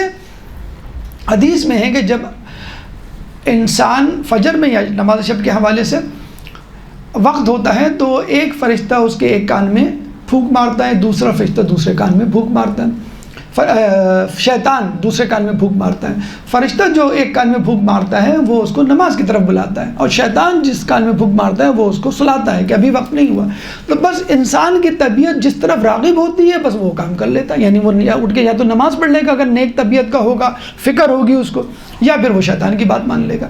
تو آپ نے اکثر دیکھا ہوگا کہ آپ کی طبیعت بہت بجھی سی ہوتی ہے اور آپ ذکر و اذکار کرتے ہیں تو ایک دم سے فرط و شادگی جو ہے وہ آپ کے اندر پیدا ہو جاتی ہے، مسئلہ حل ہوتے ہوئے نظر آ جاتا ہے اور دل سنبھل جاتا ہے۔ تو یہ فرشتے ہیں جو دیکھیں وحی کا سلسلہ رک گیا ہے لیکن فرشتوں کا سلسلہ ابھی بھی نہیں رکا۔ جب امام پہ آ رہے ہیں تو ہم پہ بھی آ رہے ہیں، ہمارے فرشتے ہم کو دلاسا دینے کے لیے آتے ہیں، امام پہ فرشتے غیب کا حال بتانے کے لیے اور آگے پیچھے کی خبر دینے کے لیے آتے ہیں۔ اتنی زیادہ امپورٹنٹ ہے جسے کہتے ہیں کہ استقامت کی خصلت۔ اس کے بعد کیا چیز امپورٹنٹ ہے جو صبح شام آپ کو جاری رکھنی ہے؟ وَاذْكُرِ اسْمَ رَبِّكَ بُكْرَةً وَأَصِيلًا، کہ صبح شام اللہ تعالیٰ کا ذکر کرو۔ اب وہ نماز بھی ہو سکتی ہے، صبح کی نماز اور شام کی نماز، لیکن حقیقت یہ ہے کہ ہر وقت اللہ کا ذکر۔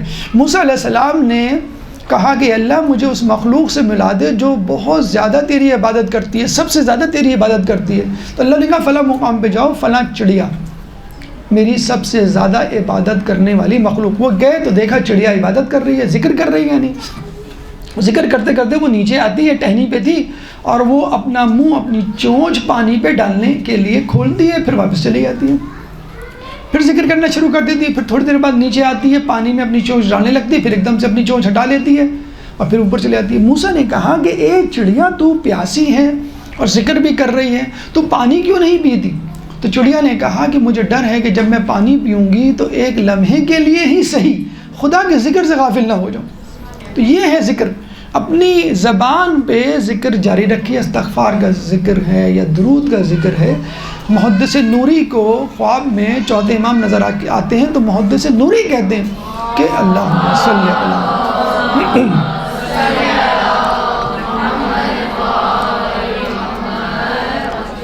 کہ ساری عمر کام کاج میں گزر گئی، میں نے کوئی ایسا کام نہیں کیا میں مطمئن ہو سکوں۔ نوری تبریسی۔ تو چوتھے امام نے فرمایا کہ تم ہماری طرف درود بھیجتے رہو، ہم تمہارے حصے کا کام کرتے رہیں گے، یعنی جو آپ کی حضرتیں اللہم صلی علی۔ تو ابھی تو ایک ٹپ یہ دی تھی کہ برزخ میں انشاءاللہ رکے ہوئے کام دینی حوالے سے، ابھی ایک ٹپ اور لے لیں، درود پڑھیں گے تو جو حضرتیں ہیں، حج پہ جانے کی حضرت، مثلا زیارت پہ جانے کی حضرت، پڑھائی کی حضرت، یہ سب درود کی فضیلت سے ہو جائے گی۔ اس کے علاوہ ضروری نہیں ہے کہ زبان سے ذکر ہو، اعضاء جوارح سے بھی ذکر ہوتا ہے۔ ایک چھٹے امام کے پاس آیا کہ میں فلاں جگہ جانا چاہتا ہوں، لیکن آپ مجھے کوئی ایسی بات بتائیں کہ جو تبلیغ میں مؤثر ہو۔